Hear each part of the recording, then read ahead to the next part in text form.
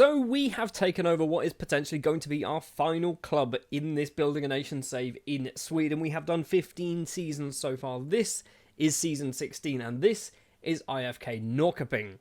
Over the course of this save, they have had a very up and down time, and they were one of the few teams that I had on my list of teams that I would like to manage because I think they're good enough to kind of propel us into the Champions League, potentially winning a European trophy, but also they won the Allsvenska in the second season of this save, and they have recently been relegated, got themselves promoted, and then finished 12th place last season. We have a hell of a job on our hands to turn Norrköping back into a title challenging side, and I think we should be able to do it within about 3 or 4 seasons.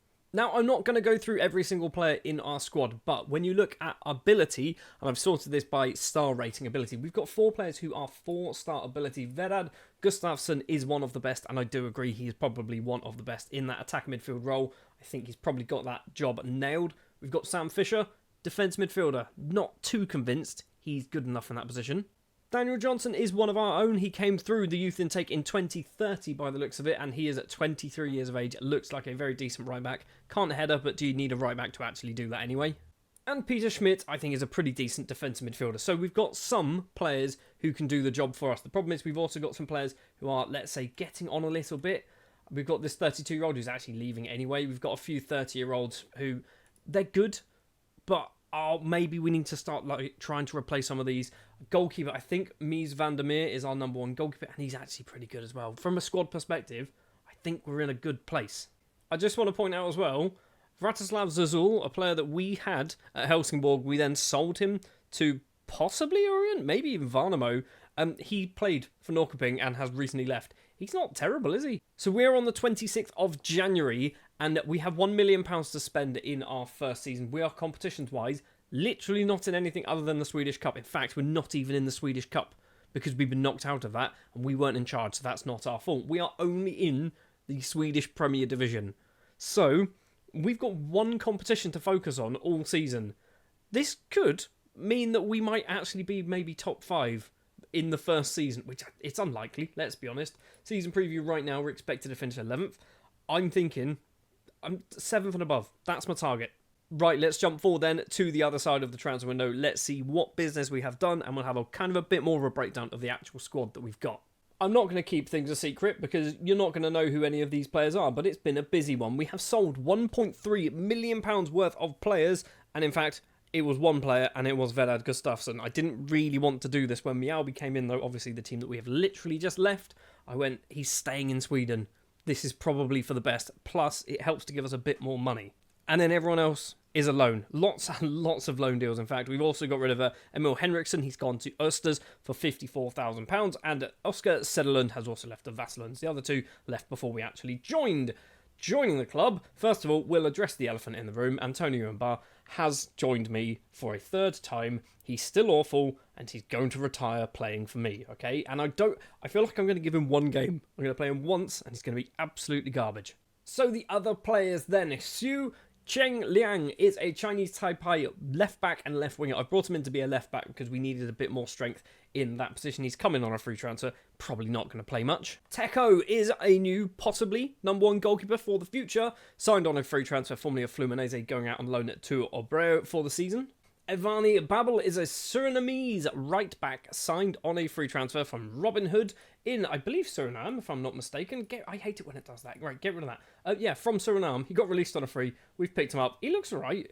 He's 23. He's one for the future. Probably not going to play much, but he gives us a bit of depth in that right back position. Dromain Koulibaly is a 22-year-old Malian centre-back, signed from Jaliba on a free transfer. He's also got 22 caps to his name. Victor Chu is a player that we may recognise before, formerly of Helsingborg. I don't think I signed Victor Chu. I might have done, actually. But yes, we have brought him in on a free transfer, Danish centre-back.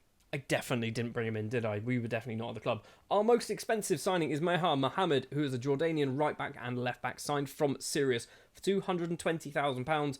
Brought him in because he's good. Okay, you can see the order that these players came in. I bought in a new left-back and a new right-back early, and then went, oh, now we've got some money to spend, because I think by that point we might have got this money in. So maybe not just yet.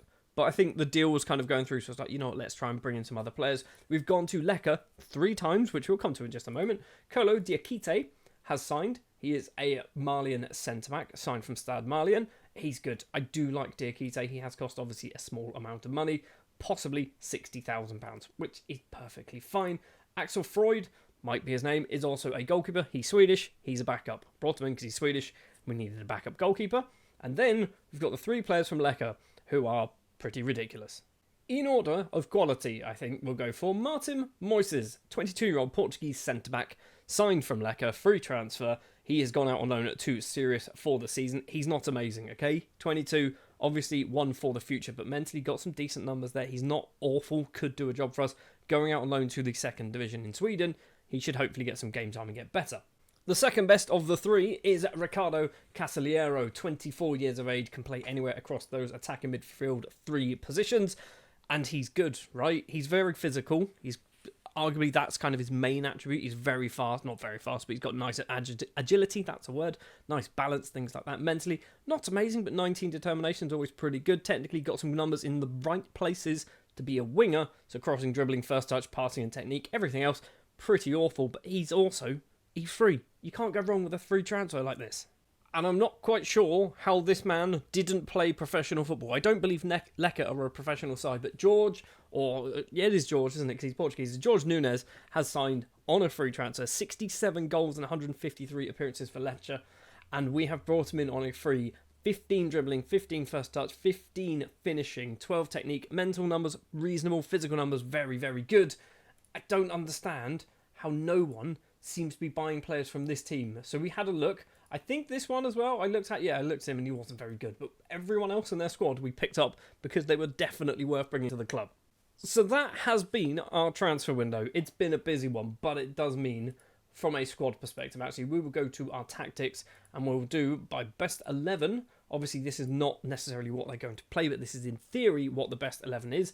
Our number 1 right back is not there for some reason. Oh, he is there. We are missing a centre-back. It's Moises. Moises is technically one of our best centre-backs, but he's currently out on loan. Fair enough. Schmidt and Vogel in midfield. We've got Fredriksson, Carlson, Nilsson. So, Casaliero isn't good enough to be any one of those front 3 options. So, Fredriksson, I think Casaliero is better. Carlson, yep, he's pretty good. Nilsson, he's also pretty good. And then Nunes up front. So, I think we've got a good side. I genuinely think we've got a good side. If you have a look at the season preview, now we are dropped down from 11th to 12th. Not quite sure how they've managed to kind of work that one out, but fair enough. And we've also come out the other side of this with £1.2 million still in our transfer budget and about £8,000 a week still to spend in our wage budget. I just want to have a quick look and talk to you about facilities. I will obviously be trying to improve the facilities constantly now. Every single season I will talk to the board and say, can you improve training, youth facilities, everything like that. Obviously season 1 with Norrköping, they're going to just tell me to swivel and go straight out the door, but we're going to try from next season, we're going to try and improve everything. They're not bad, but they're not amazing, are they? So good training, good youth, good academy, good youth recruitment. We can certainly do better than that, and in theory, if we do well over a few seasons, get a bit of money in the bank, we should have the money to do so. Oh, well, speaking of money, we did one of these little pre-season friendly competitions against Anderlecht, Antwerp and Standard. So we had a little Belgian trio there, and we beat all of them and won the league. We won, let's have a quick look, 5-2 against Antwerp, 4-1 against Standard, and a 4-0 against Anderlecht. So that was a thing. That earned us a bit of money. We've won absolutely every single pre-season game, which doesn't really mean too much. But what I do want to mention before we go into the actual season, I'm fully aware lots of talking has been taking place at the start of this season. 7 teams might qualify for Europe.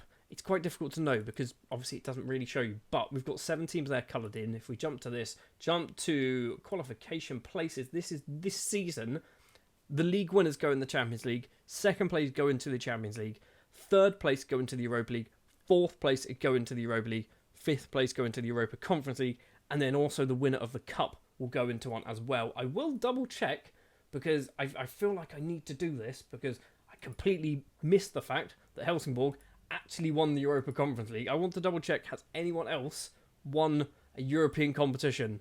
So it does not look like it unless someone's somehow pulled off something magical in the Champions League. No. Anyway, that's going to do it for the start of this. Let's jump forward then to about the midway point of the season. and see how well things are going in our debut season in charge of Norrköping. Well, 12 games in, and we are currently 5th place in the league. Helsingborg top the table on 26 points. We are just 5 points behind them. 7 wins, 5 defeats. Not a single draw to our name. The only other team in the league who has not drawn are Västerås, who are currently sat bottom of it.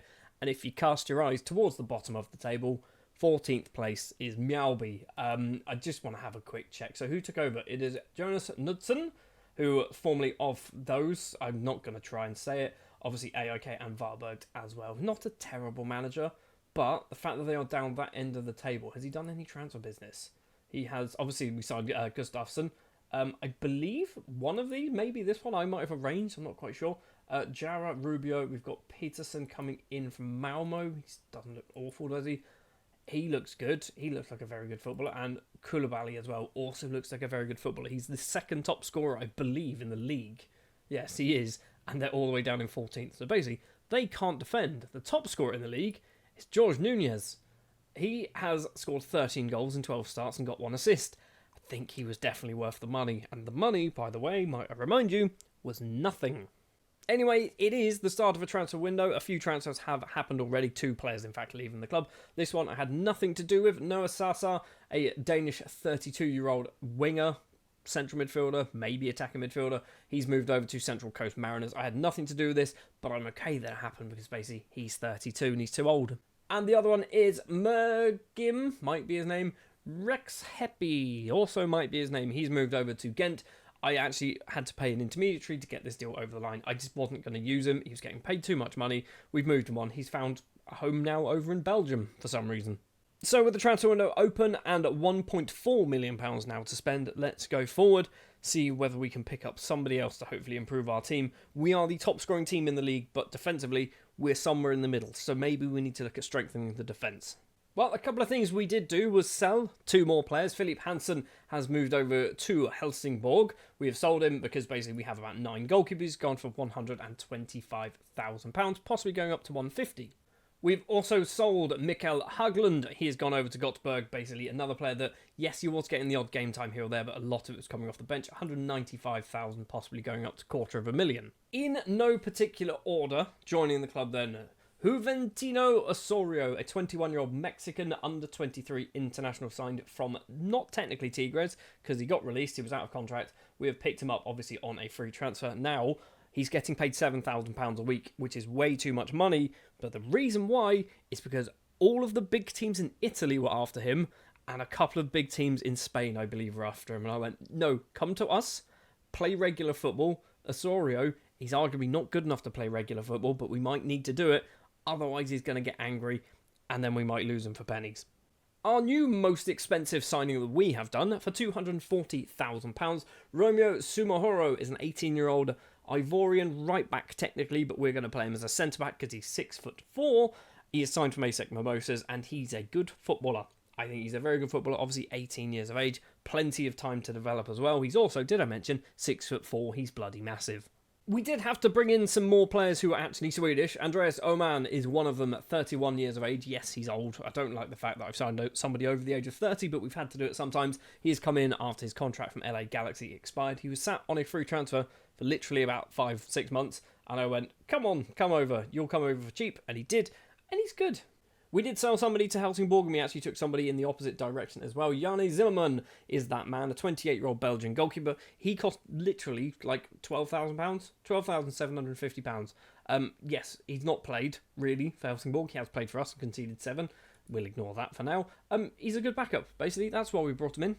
And this could be our new number 1, maybe in a few years' time, not quite ready at the moment. Maximiliano Martinez, 21 years of age, Argentine, under 20 international. He has come to the club for £140,000, which is actually pretty cheap. I did kind of go scouring around some of the South American teams, and I went, he looks pretty good. He was cheap. So I've gone for him, brought him in. It's also one of the reasons why we did kind of had a bit of a goalkeeper reshuffle, because obviously Zimmerman has come in, Martinez has come in, which is why we sold. What was his name? It was Hansen, wasn't it? Hansen. I just wasn't going to play him, basically. Once we brought in Zimmerman and we brought in Martinez, Hansen wasn't really going to get in the squad. So that's the transfers that we've done. We are locking in Osorio for the second part of the season because basically he needs to be a regular starter, and if we don't do that, he doesn't play. So we're going to play him only Osorio. I was tempted to also lock in, if we have a quick look, at Sumahura, but I feel like he might play quite regularly anyway. Also, he is maybe one of our better right backs. I mean, he's probably only playing at the moment because Johansson is suspended and Mahmoud is currently out injured. So maybe Sumahura might not play too much, but it's fine. He's still only 18. So Osorio will be locked in. Competitions-wise, we have dropped down to 6th place, but we are still in a good position. 35 points. One win could put us up into 2nd place. So the fact that we're 6th, it's fine. It looks worse than it actually is. Also, Nunes has now scored 17 goals in 21 starts, so he's kind of starting to slip off. Right then, let's jump forward to the end of our first season in charge of Norrköping, and hopefully we can finish top 6. If we finish where we are, that'll be good because we'll be in Europe for season 2. Well, we have qualified for Europe for season 2. We've actually qualified for the Europa League. 3 teams have qualified for the Champions League. Does this mean Helsingborg might have won another European competition? We will double check that. We have finished 4th, qualified for the Europa League. We've got Bromos Pokana have qualified for the Conference League. Possibly looks like Landskrona might be qualifying for the Europa Conference League as well.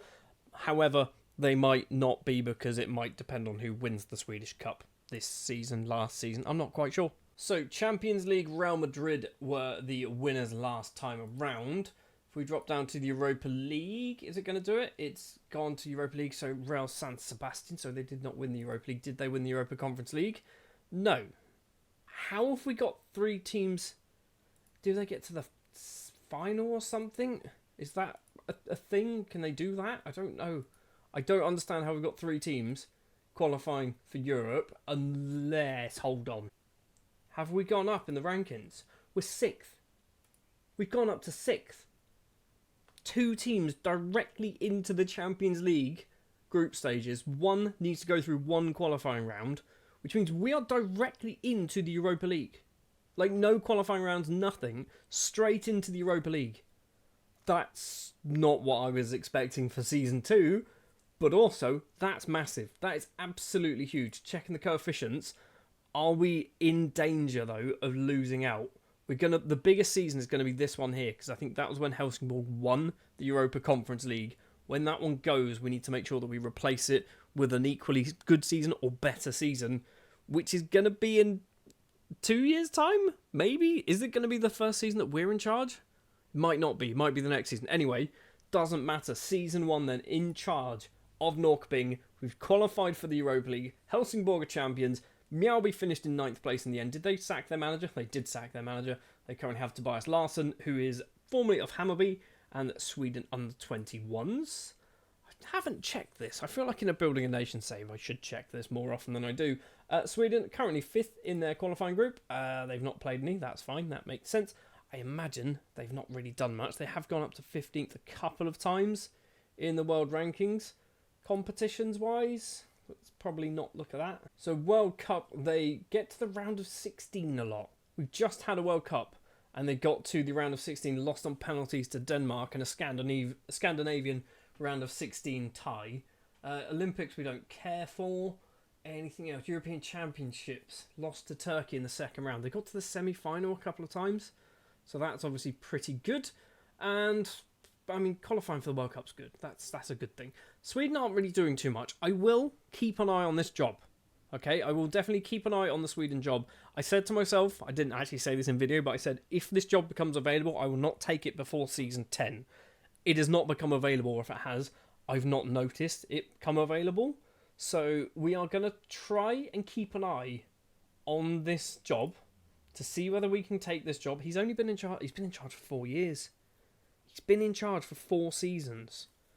Maybe we need to keep an eye on this job for certain, because I feel like this might be our way of actually winning something with Sweden. Anyway, that's going to do it then for this season. Let's go forward to Season 2 of Norrköping, and hopefully more of the same. Maybe a title challenge. In our first season in charge with Norrköping, we did ridiculously well, finishing 4th place in the table, qualifying for the Europa League, which, considering the season before they finished 12th place, is absolutely madness. This time around, I feel like we should be trying to do the same thing. And I just want to highlight this. Sweden are currently 6th in the club coefficients, which means this season, 2 teams go straight into the Champions League phase. If we win the league or finish second place, we'll be in the Champions League and we will pick up a ridiculous amount of money. Money that we kind of desperately need because we're nearly £500,000 in debt. But being in debt has not stopped us already doing some transfer business on the 1st of February. First of all, 2 players have left on permanent deals. Zizis, who has moved on to Trelleborg on a free transfer. And Jeremiah Aitken has moved over to Pachuca because basically we were just never really playing him. And I didn't really need him at the club. We spent £275,000 on him. I don't think we did we? I don't think I did that transfer. That was definitely the manager before me. We sold him for 80, possibly going up to 105.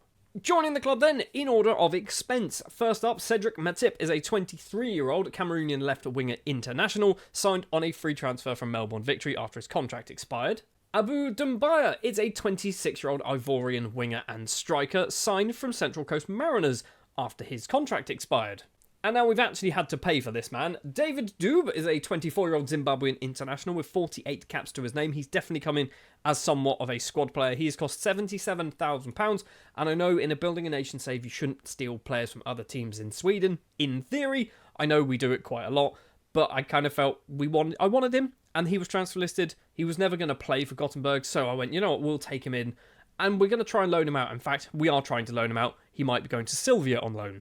And finally, for £230,000, Brazilian striker and winger Flavio has joined from CUI. I don't know who they are. It looks like I can't read that. It's CUIABA, maybe? Cuiaba? I don't know whether that's their name or not. But he has come in for a pretty decent fee, or I say decent, a cheap fee from our perspective. And I'm seeing this one as being certainly one for the future. I might start deploying him as a right winger over being a striker, but we will see. Time will tell. So that is our transfer business so far. As we've already seen the finances, we do still have 1.6 million to spend. We are over our wage budget though, so maybe we take our opportunity to have a look at our squad, sort by wages, and try and trim down some players. But we will have to see how things go. So before anything has really taken place, the board are expecting us to finish mid-table. I would like to finish in the top 4 positions. I think last season we showed that we are good enough to do so.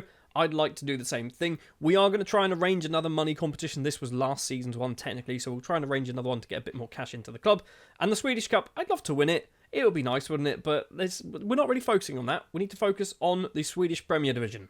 And we jump forward to the 29th of March, and we have played the money tournament for IFK Norrköping. That's easy for me to say this time around. It was El Ettifaq, Al Sad, and Al Ali. We kind of went for a sort of, I would say Eastern European, that's not Middle Eastern, that's it. So Saudi Arabian side, we also have a Qatari side and an Egyptian side, and we beat all 3 of them. So yeah, we've won the money competition, and what does it mean for our finances? I mean, we're 1.6 million in debt now, which is always good. We did get £345,000 worth of TV revenue, which is quite nice. The other thing to mention before we get into our transfers is that we have qualified for the Swedish Cup final. We have gone through from, I believe we get out of the group, which is obvious, kind of a normal thing to do anyway. So beating Falkenbergs, Kalmar and Kristiansand, then into the quarterfinal, going past Värnamo, into the semis, beating Mjällby 5-1, and we're up against Brommers-Pojkarna. The Swedish Cup, by the way, Norrköping haven't won this since 1994, so it would be quite nice to actually win this, I think. Right, transfers. There's a lot to talk about. A lot of players have left the club. Christopher Engstrom is the first, 30 years of age. He's moved over to Varbergs for not a lot of money, £23,500. Lasse Yule has moved over to Varbergs as well. He's gone for £150,000. The Chinese Taipei international Su Cheng Liang has moved over to AIK. He basically joined us, didn't really play a huge amount, has moved over for possibly £26,500. Oh, that's nice. That extra grand will come in handy.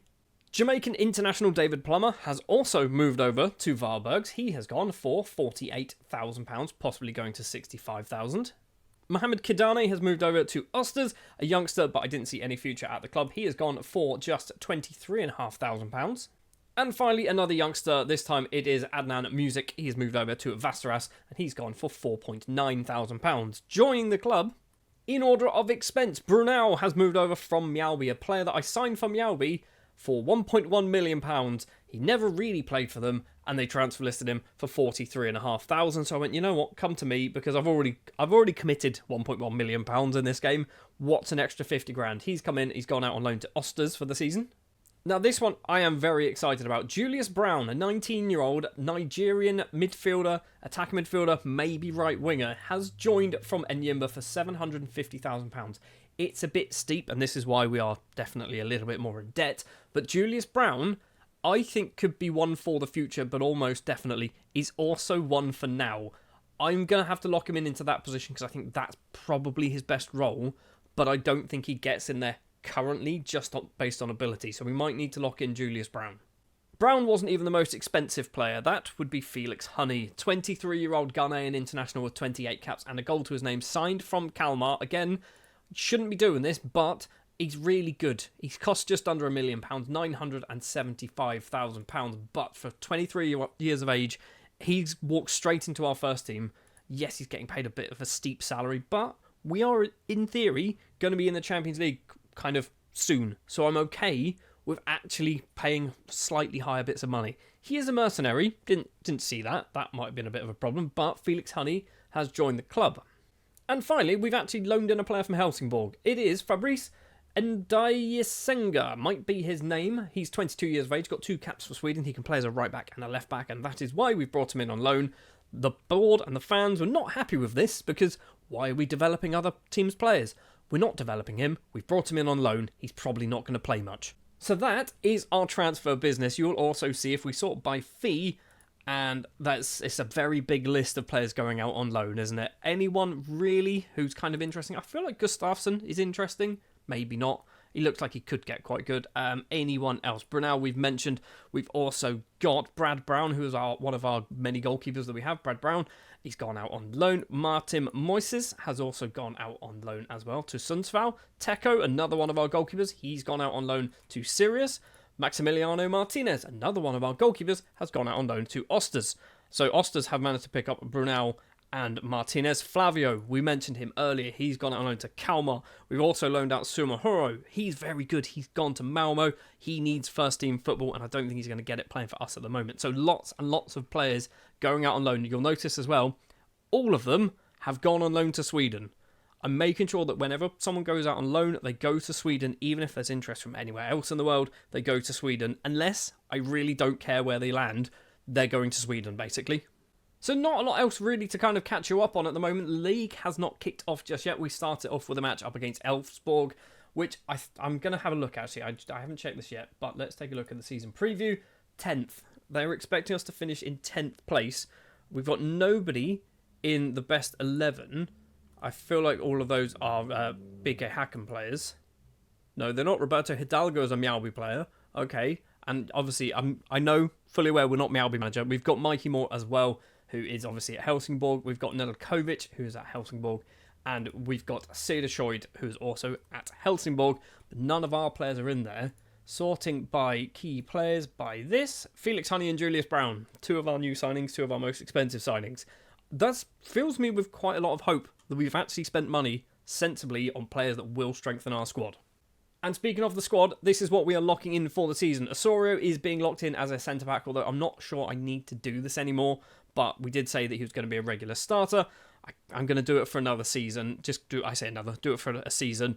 And then maybe next year we just drop him out and he needs to start playing there on merit. Julius Brown, as we've mentioned, he's going to be locked into that attacker midfield position because I think if we do this by best 11, Brown doesn't get anywhere near the starting 11. He's actually sub number 9.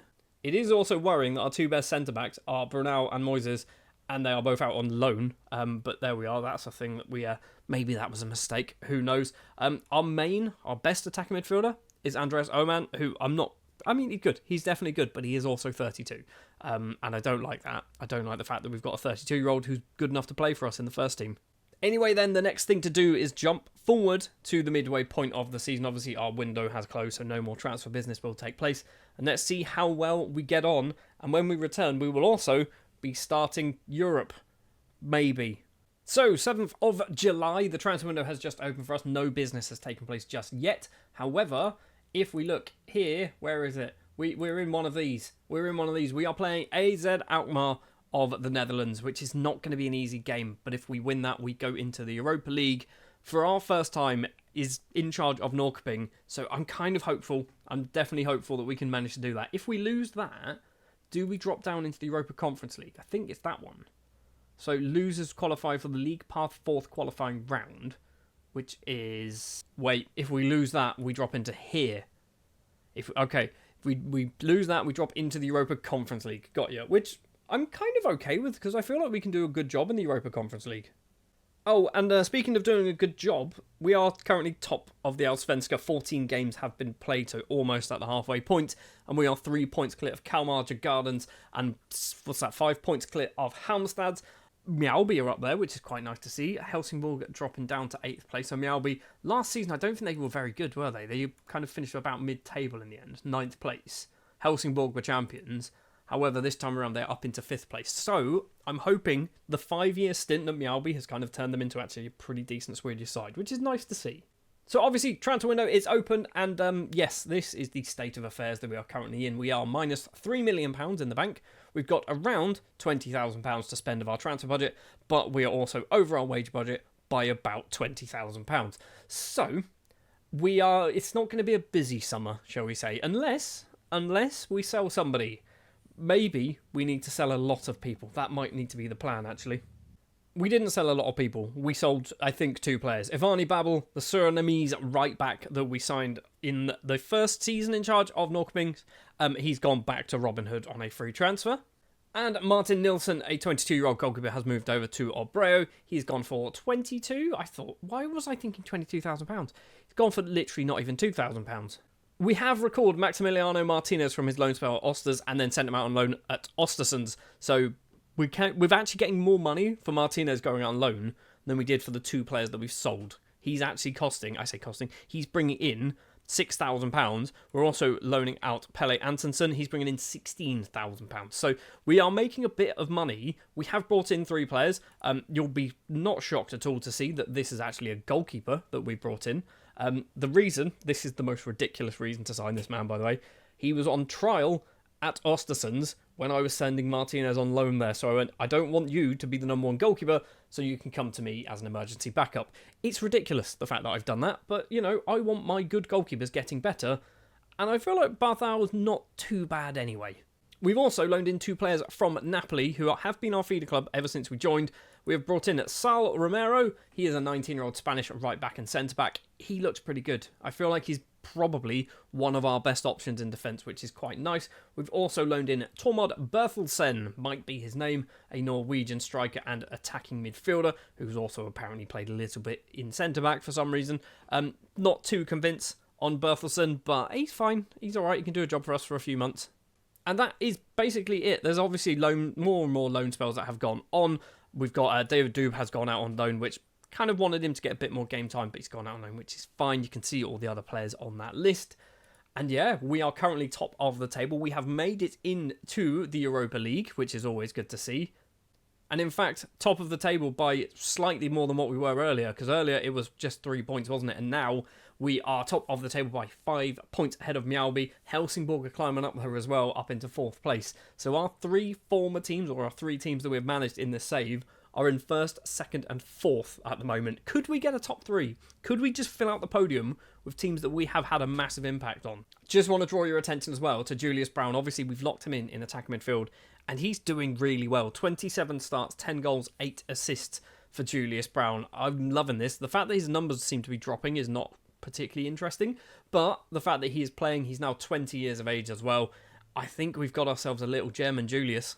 And I know we mentioned him last season when we signed him, but George Nunes, he's also a bit of a gem. 16 goals in 27 starts, 13 of them coming in the league.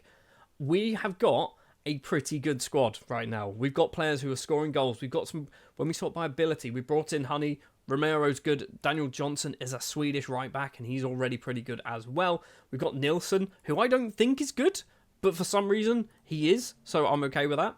We do just genuinely have a pretty good squad with this Norrköping side. We are also into the Europa League, as I mentioned. If we take a very quick look, we do this, this, and that. We are playing Zrinski, Astana. We are playing Napoli, Ajax, FC Nordjylland, and Bromby, and then also Real San Sebastian and LASK. So, what's the thoughts here? I feel like we should be able to win against Zrinski, Astana, Nordjylland, Bromby should be winnable. Napoli, probably not. Ajax, maybe we might be able to beat Ajax. Probably not beating Real Sociedad. and LASK, we should be able to win that. So I'm kind of confident that we should be able to kind of actually get through this group stage. That would be nice. If we can get through the group stage of the Europa League, get through the round of 16, or to the round of 16, that's a very successful season in Europe for us. Speaking of successful seasons in Europe, we have got 2 teams in the Champions League, Helsingborg and Varbergs. Varbergs are in the... How are they in the Champions League? They finished second last season. They're in the Champions League. That's ridiculous. They're 13th place in the Swedish Premier Division. So yeah, that's what's going on in the Champions League. In the Europa League, we have Bromwich-Posticana, obviously ourselves and Djurgårdens. And then in the Europa Conference League, we do that one, nobody. We've got nobody in the Europa Conference League. I guess that's good. It's not good because Landskrona got knocked out in the qualifying rounds by Luzern, which I feel like they should have got through that. Anyway, we've got a lot of teams in Europe. And just before we jump to the end of the season, so we have dropped down from 6th to 7th place in the club coefficients, which is kind of understandable because we had some really good seasons, and then the last 5 years, we haven't really had a huge impact on because we've been in charge of Mjällby. But we are hopefully going to start clawing these numbers back up, and we are looking likely we might even drop all the way down to 9th place unless we can do some real good work in the Europa League, and obviously Champions League teams as well can do their thing. Well, there's only one more thing left to do, and that is to jump forward to the end of the season. Can we win the league? We are currently sat top of the table. Mjällby in second, Djurgårdens and Helsingborg chasing us, but maybe they're a little bit too far away. We've got a nice 5-point advantage. Let's jump forward, see how well things have gone in the final few games of the season. It was not even close. We have won the Swedish Premier Division. So the first time since Helsingborg a few seasons ago, maybe 7 or 8 seasons ago, we have won the Swedish Premier Division. Norrköping are champions once again. 67.8 points clear of second place, 10 points clear of third place.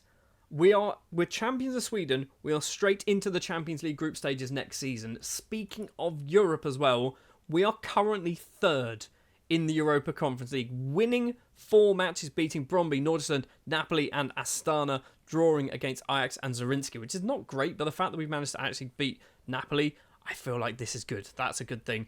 I have just completely forgot, we got to the final of the Swedish Cup, didn't we? And we didn't win it. Okay, we didn't win it. That's annoying. It would have been nice to just randomly go, oh, and by the way, we've won the Swedish Cup. But no, that's not a thing that's happened.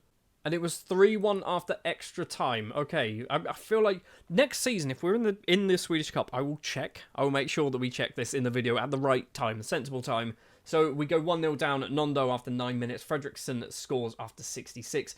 And then we fall apart in extra time with Nyberg and Olsen scoring twice. It actually looks like a reasonably fair game, doesn't it? 2.07 XG for Bromwich-Posticana, 1.7 for us. The fact that we got to the final is good, but also the fact that we are champions of Sweden is even better.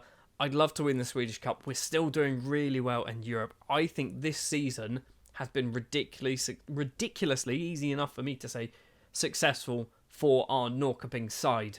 Oh, and even better, cherry on top of the cake. We are well into the profit now. 4.4 million in the bank.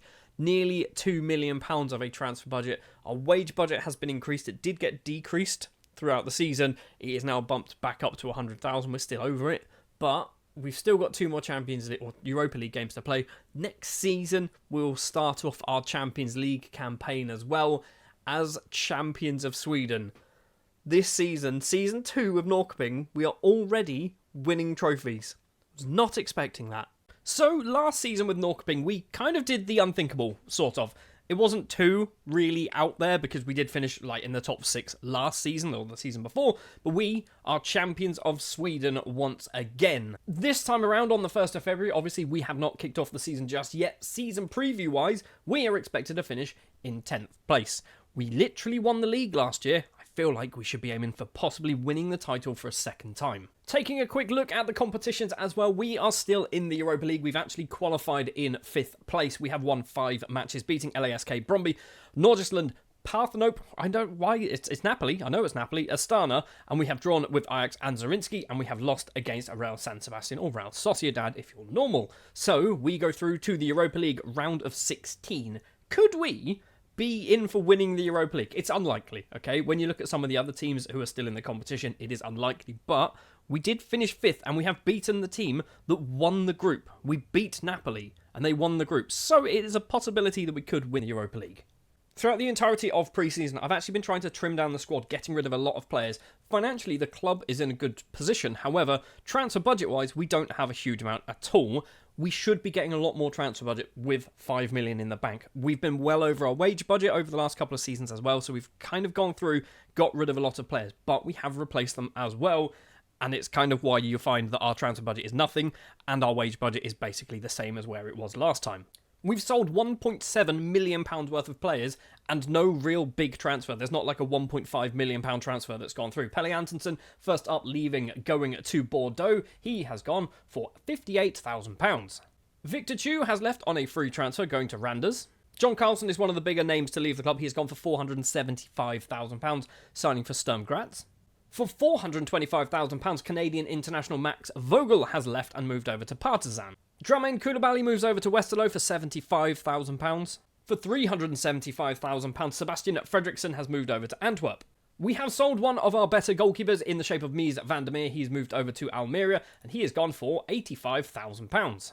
For just under £100,000, Andreas Oman has moved over to Brest. Sturm Graz have picked up Ricardo Casaliero as well. He has gone for not a lot of money, £16,000. Jesper Iversen has moved over to Hammarby on a free transfer.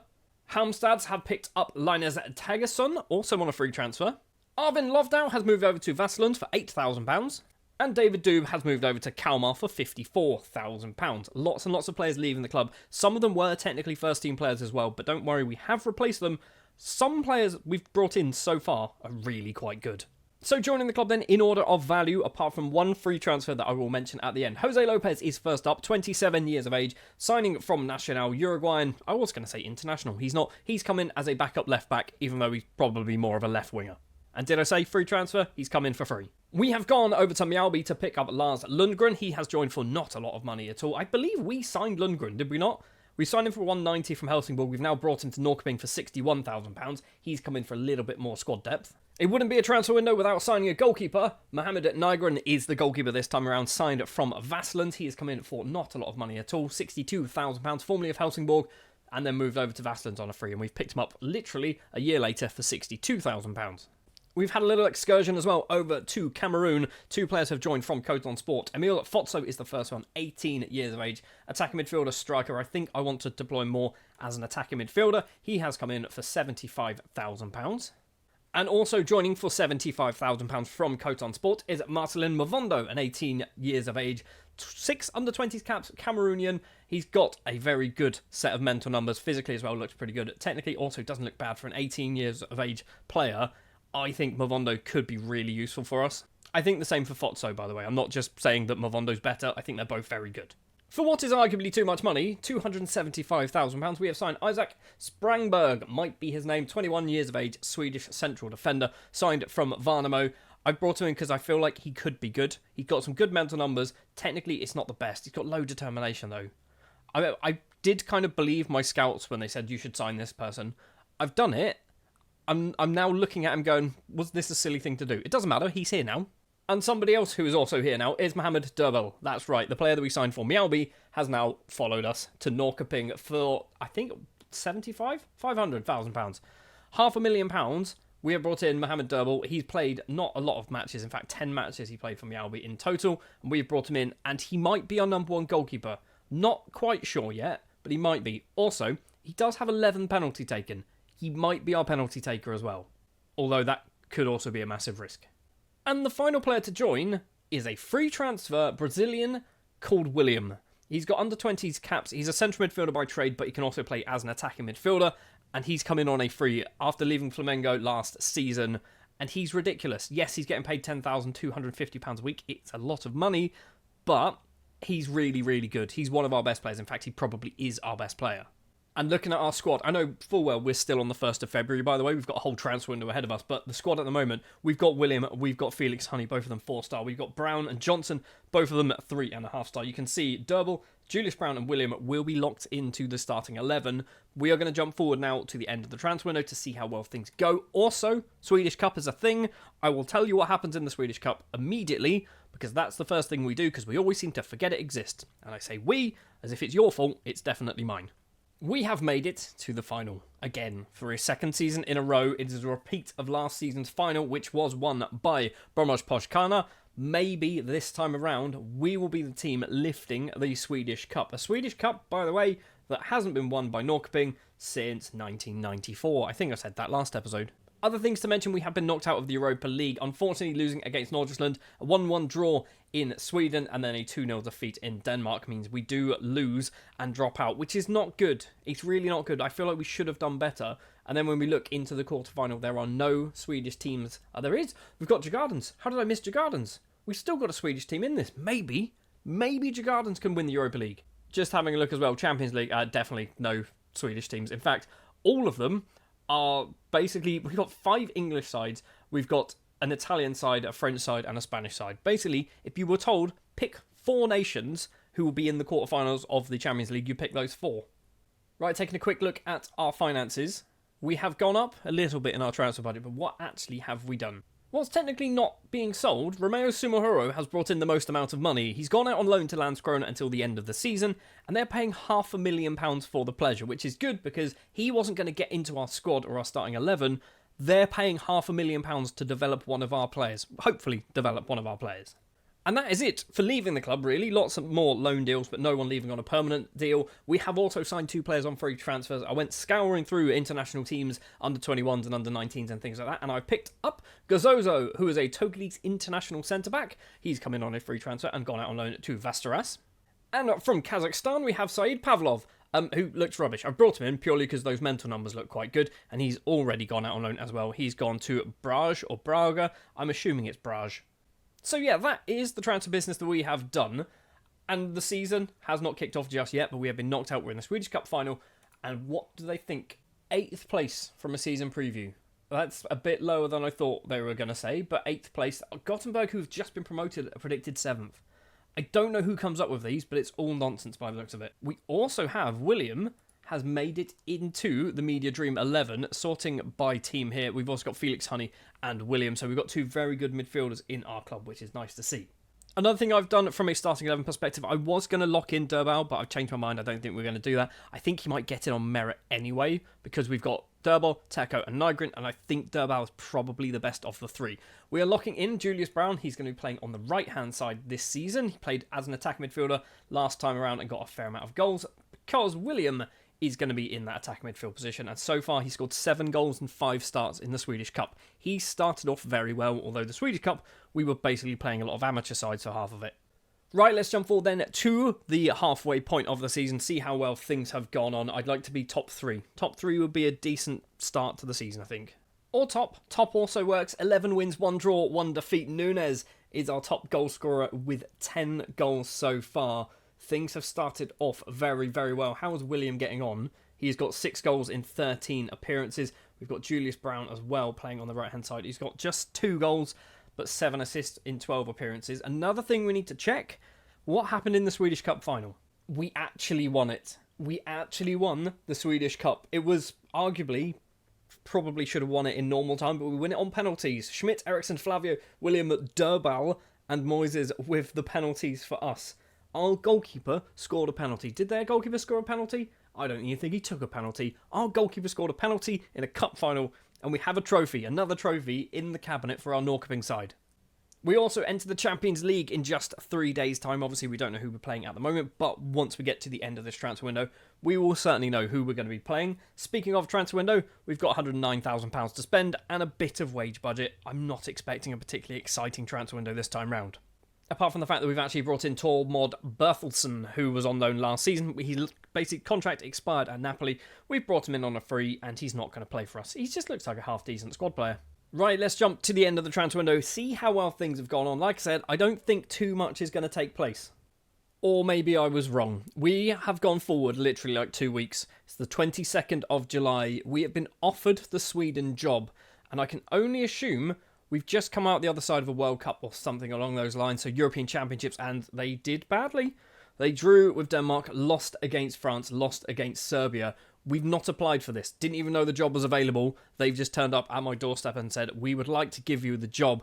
And if you saw in the community post or whatever they're called, I put a poll up saying if this situation occurred, definitely wasn't talking about this exact situation. What should I do? Should I take the job? Should I stay as Norrköping and take the job? Should I leave Norrköping and take the job? Or should I not take the job? And I think what we're going to do is we are going to take the job, and we are also going to stay as Norrköping manager.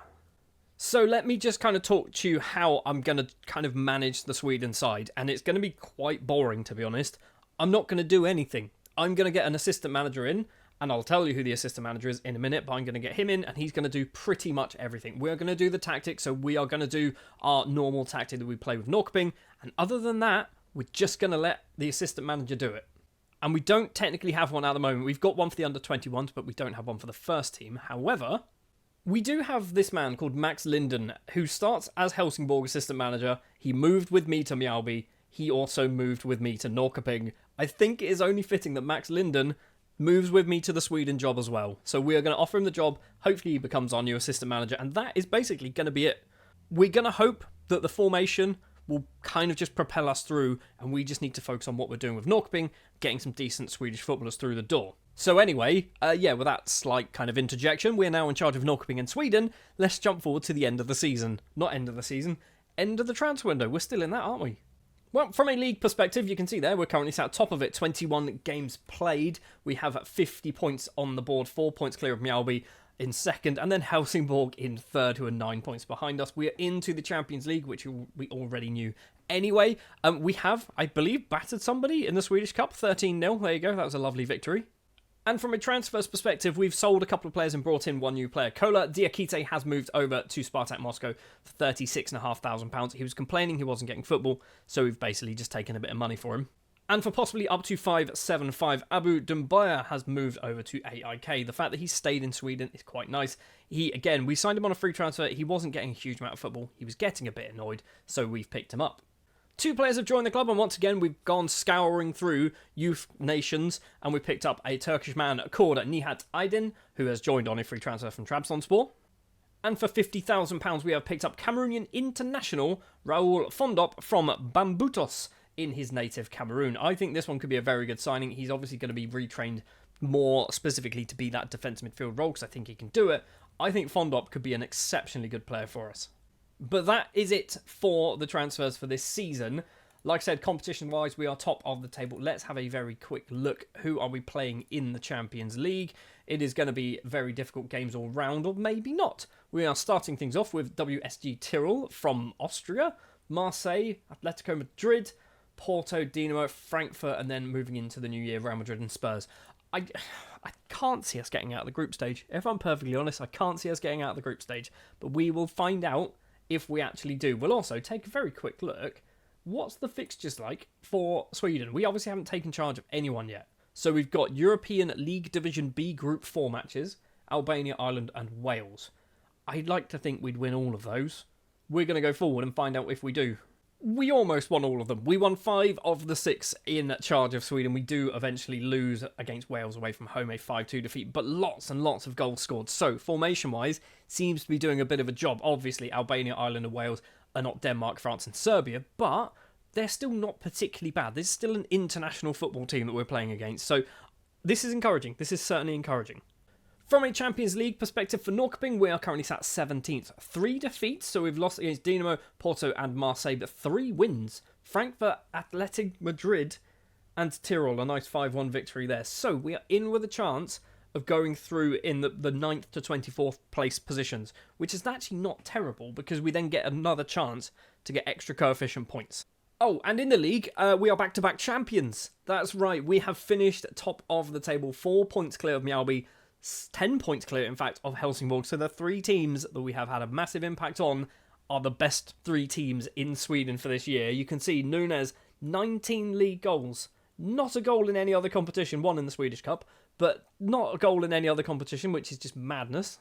Christian Nilsson as well scored 18 goals, 20 in all competitions on that left wing, and I genuinely don't think he's very good. He just loves to score goals, apparently. Very quickly looking at the squad, so we've got Williams scoring 26 with 16 assists. I mean, it says 19 and 12 there. We've got Nunes with 25, Nilsson with 21 and 15, Fischer getting 18 goals? He's playing defensive midfield. Was he taking penalties or something? Does look like he's taken a few penalties. He's got 7 goals from penalties, but still, that's a lot. Julius Brown, 16 goals and 18 assists he managed to get over the course of the year. Flavio's up there with 8 and 3. He's getting annoyed because he wants first team football. He's good. I think he's good enough to get it. Problem is, Nunes is better. The fact that we are kind of scoring this quantity of goals across 5 different players, scoring double figures, that's really quite encouraging for me. Have we got, if we sort by goalkeepers, did Durbal score a goal? No, he didn't. He was also our number 1. Teko was our number 2 by the looks of it. So back-to-back champions then of the Allsvenska with Norrköping. We are now in charge of Sweden as well, which is a huge thing for us to actually do in this save, because to build this nation properly, I think we need to try and win a major trophy with Sweden. And I know this technically isn't a major trophy, but I think it does go to like playoffs and things like that, does it not? So there is a semi-final which we are not in. There is also a third place playoff and a final and a relegation playoff. I don't know how this competition works, right? I'm assuming the winner is one of those 4. They'll win the whole tournament. But then, I feel like we qualify for like a European competition for winning our group. I should probably know this, right?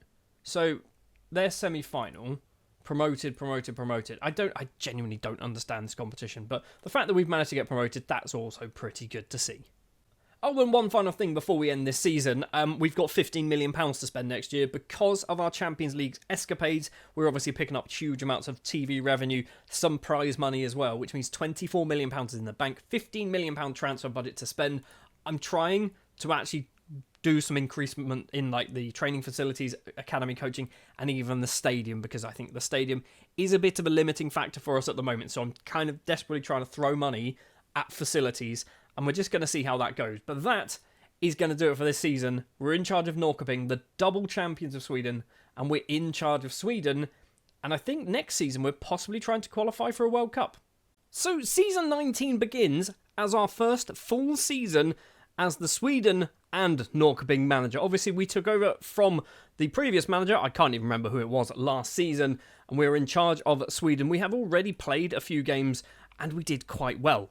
I don't think I actually mentioned this possibly in the last episode, but basically we won the European League Division B, Group 4, whatever this nonsense is. We won 5, we lost 1 match. So we've started off our job as the Sweden manager pretty well. This season we have World Cup qualifiers, which means next season, season 20, will be a World Cup year, assuming we can get out of this group with Hungary, Lithuania, Turkey and Wales. I think we should be fine. Going back to Norrköping, however, we have been talking to the board.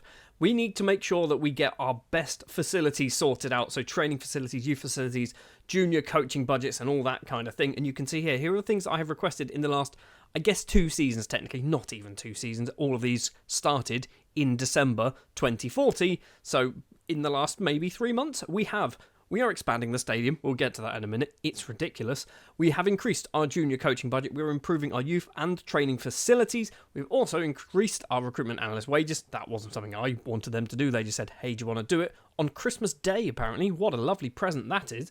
And also, our youth recruitment has been improved, which means we have gone across the board and improved everything. The stadium is just utterly ridiculous. They're expanding it by 50 seats. Why? What's the point? It's cost about £100,000 to put 50 seats in. Why? What a waste of money. Anyway, obviously it is the start of a new season. Last time around in the league, we were champions for a second successive season, back-to-back champions. Can we make it 3 out of 3? We have returned on the 7th of February, which is a little bit later than we normally would, because I'm an idiot and click continue a few times. But that does mean we've got a few more transfers to talk about. 4 players have joined the club. And 3 have left the club. Mika Lovgren is the first one. He has moved on to Bromos on a free transfer because his contract expired and he didn't want to extend, which is fair enough because we never actually played him. Martin Moises has also left the club, returning to his native Portugal to sign for Maritimo.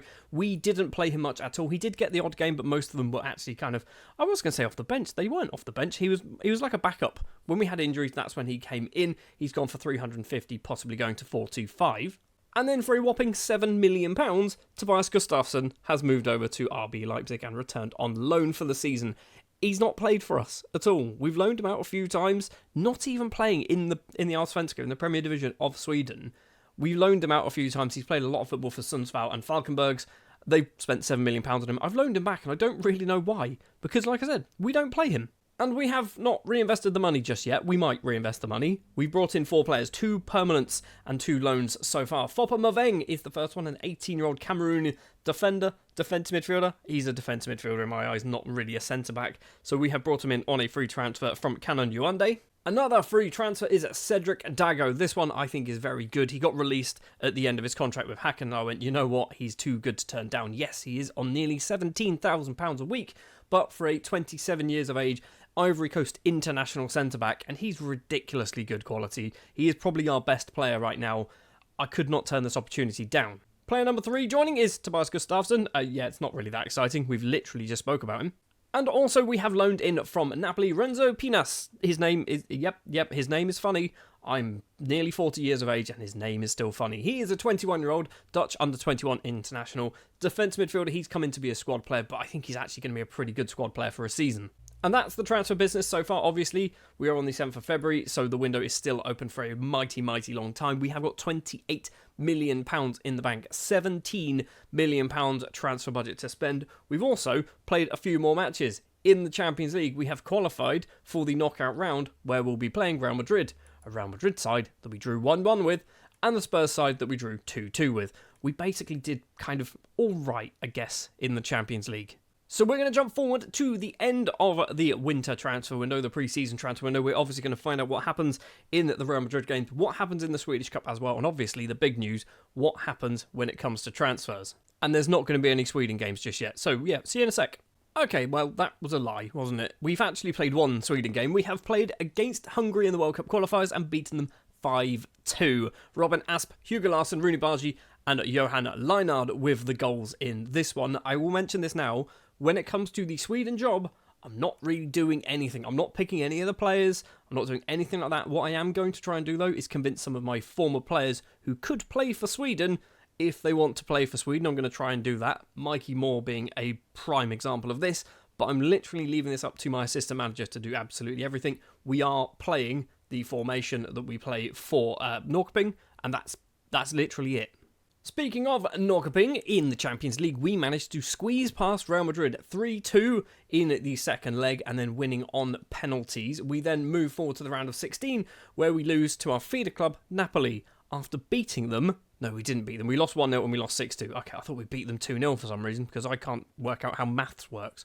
But we got to the round of 16. Getting past Real Madrid is really, really good. I want to have a quick look in the Europa League. There is no Swedish teams. Europa Conference League, no Swedish teams in the quarter-final. They didn't even get... Did they get through? So Mjällby managed to get through to the knockout rounds, or the playoffs, and lost AZ, and that was it. What about in the Europa Conference League? Helsingborg losing to Lech in the round of 16. I imagine that's probably it, isn't it? We're not doing too well when it comes to Europe. It's a bit of a concern. Bromos finishing 25th. 25th? That's awful. It's literally goal difference. They literally missed out on goal difference. Anyway, obviously, transfer window is opened. Transfer window has closed. Let's have a quick look at the finances. We've still got £17 million to spend. What did we do? We sold Teko to Djurgårdens for not a lot of money, but the fact that he stayed in Sweden, I think, was a beneficial thing to do. £82,000, possibly.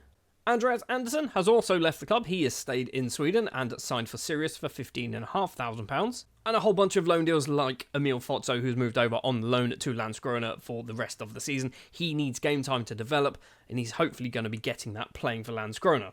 We have brought in 2 players, and both of them were on free transfers, and both of them, I think, are very, very good players. Naira Traslavinia is a 23-year-old Colombian under 23 international signed on a free transfer after his contract, I believe, at America de Cali was, his contract expired. He had a 1-year deal, and then his contract expired. We picked him up on a free transfer. I think he's going to walk straight into the first team, and another player who I think should do the same. And that is William Quay, England international William Quay, 26 years of age, 14 caps, 1 goal to his name. He's a right winger and a right back, and I think we might be deploying him as a right back for some reason. I don't know why. I don't know where the best place to put Quay is, but we've got him in on a free transfer. Contract at Palace expired. He's an England international. Is he still in the England squad, by the way? An England squad managed by Ronnie Dahlia. Fair enough. He's not still in the England squad. Okay, well, the fact that we've got a former England international is pretty good to me. And that is it for our transfers. When it comes to the squad that we're locking in, just 2 players are being locked in. William is one of them, being locked in as the attacking midfielder. Obviously, last time around, had a very, very good year, 26 goals in all competitions. This time around, I'd like to see something more of the same. So William will be playing in that attacking midfield position. And Julius Brown will be on the right-hand side still. Last season, we had to lock him in there because basically William kicked him out of his normal position. And Brown did, again, pretty good job, much like William did. Not as well as when he was playing as that attacking midfielder role, but he did get 16 goals and 18 assists in all competitions. Speaking of competitions, by the way, yes, we're in the Swedish Cup final. Last year, we won the Swedish Cup. The year before that, we were second place. Are we going to win back-to-back Swedish Cups? We're obviously in the final up against Djurgårdens, a team that I think we should be easily good enough to beat. Oh, and our 50 seats at Norrköping has been completed. So yeah, we're now 16,050 capacity with 10,800 seats. The moment those 50 seats were complete, I then went back to the board and said, now do a proper job and expand it. And they have agreed. The problem is, we don't really know what they're doing. They've just agreed to do it. I can't find the news article, but I think they're doing about 25,000 capacity stadium, which will be really, really good, because I think we should be able to sell that out, in particular when we're doing Champions League matches. That should be a sellout almost guaranteed. So next thing to do then is to jump forward to the next transfer window. Obviously the season has not kicked off just yet, but I'm hoping for a good start. The big thing though for our national side is we're going to play Turkey in like 2 days' time. Literally, the being an international manager sounds like a great idea until you realise you only play like 8 matches every single season, and that will probably take you a few hours to do. So anyway, we're going to jump forward to see whether we beat Turkey and what happens in the Swedish league. Well, we've actually played 2 matches with our Sweden international side, beating Turkey 3-1, Asp Bargi and Ole Jakobsen with the goals, but however, the second match was up against Wales, who seem to be a bit of our bogey team at the moment. We have lost 1-0 against Wales. What does it mean for the group? We're currently sat second place in the table on 6 points, joint with Turkey, 3 points behind table toppers Wales. I think, if I'm not mistaken, we should be able to go through even if we finish in second place. So there'll be a group of 5 teams. I don't know. Yeah, we might get through. I don't know yet. In the Allsvenska, however, things are just as bad. I say bad, it's not bad at all, is it? We are currently sat third place in the table with an extra game played over literally everybody around us. And we are, 3 points behind Malmo. We are 1 point behind Djurgårdens, the 2 teams ahead of us. Joint on points with Elfsborg, 2 points clear of Häcken, and 3 points clear of Kalmar. So, it's not awful, is it? It's certainly not awful. We've not really done amazingly well. We've kind of lost some bad games that we really shouldn't have been losing. The BK Häcken one, Elfsborg one there, AIK and Mjällby. So 4 match defeats. It's not good. A draw with Landskrona also not a good result either. Obviously, we're still just over or just under the halfway point of the season, so still plenty of football to go. We are also, obviously, in a transfer window. A transfer window that, as of yet, has not had any business done, but financially, we've now got £19 million to spend. And they still haven't decided what they're doing with the stadium. So let's see what we can do with this £19 million. Will we manage to do anything at all? I think we should be able to do some half-decent business with £19 million. From a Sweden perspective, I don't believe we're going to be playing anything, because I think we come back around the 1st of September, so we won't see any of the next 5 matches until at the very end of our regular season. And I think at that point, we will know, yes, we will know whether we have qualified for the World Cup in Season 20. 21 games have been played and we are still sat in third place. We're now 10 points behind Mjällby, who have done some ridiculous business over the last few matches by the looks of it, because they were like 7th or 8th in the table, and then they've just flown up the league. What's happened? Have they just won absolutely everything? Yes, they won absolutely everything. Fair enough. We are obviously also in the Champions League. Nothing is kicked off just yet. I completely ignored the fact that we are back-to-back Swedish Cup winners. I don't know how I ignored this, but I did for some reason, because I'm a clown. And we've only brought in one player, and that is Swedish under-21 international Alexander Green, signed from Manchester United, a defensive midfielder, or who will be a defensive midfielder. He's cost £400,000, which is not a lot of money. He was born in Sweden, but he is English, apparently, as well. He came through the Man United youth system quite a few seasons ago. But yeah, £400,000, that is it. I think we've got ourselves a half-decent footballer. He needs a bit of development time, but 4-star potential according to my coaches. I'm going to try and force that out of him, because I am locking him in as that defensive midfielder. It might not be a good idea, but we're going to go for it. Also, we are locking in Maximiliano Martinez as our goalkeeper for the second half of the season. The first half was actually Durbal, I believe, was our number one goalkeeper for the first half of the season. So we've just switched it up for the second part. Oh, and one big transfer left the club. William Quay, who we signed on a free transfer. He played 13 times for us, scored a goal, has moved back over to England, signing for Fulham for £8.25 million, possibly going up to 10 million in the Championship. That's ridiculous, and the fact that we've just had him for literally half a season, not even half a season, and we've made £10 million profit is madness. And that's literally it from a players leaving the club perspective. There has been some loan deals that might be of interest. So Moveng, I believe, is one that wasn't out on loan and is now. Brunel is going out on loan. Gazozo, a player who I think is good. He just needs to play more football. Whenever he goes out on loan, he never seems to play. I need to get him a loan to a team that actually plays him. Taking a quick look then at the Champions League fixtures, we have Dunstreda of, I want to say Slovakia, it is Slovakia. Feyenoord, we've got Inter, Barcelona, Nice, Sporting, and then in next season it is Napoli and Juve. The fact that we seem to be playing Napoli a lot at the moment worries me. I mean, I've clicked the previous thing. We've beaten them once, and then we've lost them twice. And the fact that we've got to play them again. Oh, Napoli seem to be a bogey team, and also they're a feeder club of ours, which is annoying. Well, I guess the only thing to do now is jump forward to the end of the season, where we will see, will we become 3-time winners of the Swedish Premier Division? How well will we do in the Champions League? And also, more importantly, will we qualify for a World Cup with our first qualifying campaign in charge of Sweden? We're currently at second place in Group I. Can we get through? Let's find out. We have qualified by winning the group. Wales have also managed to go through, so 6 wins we had in the end.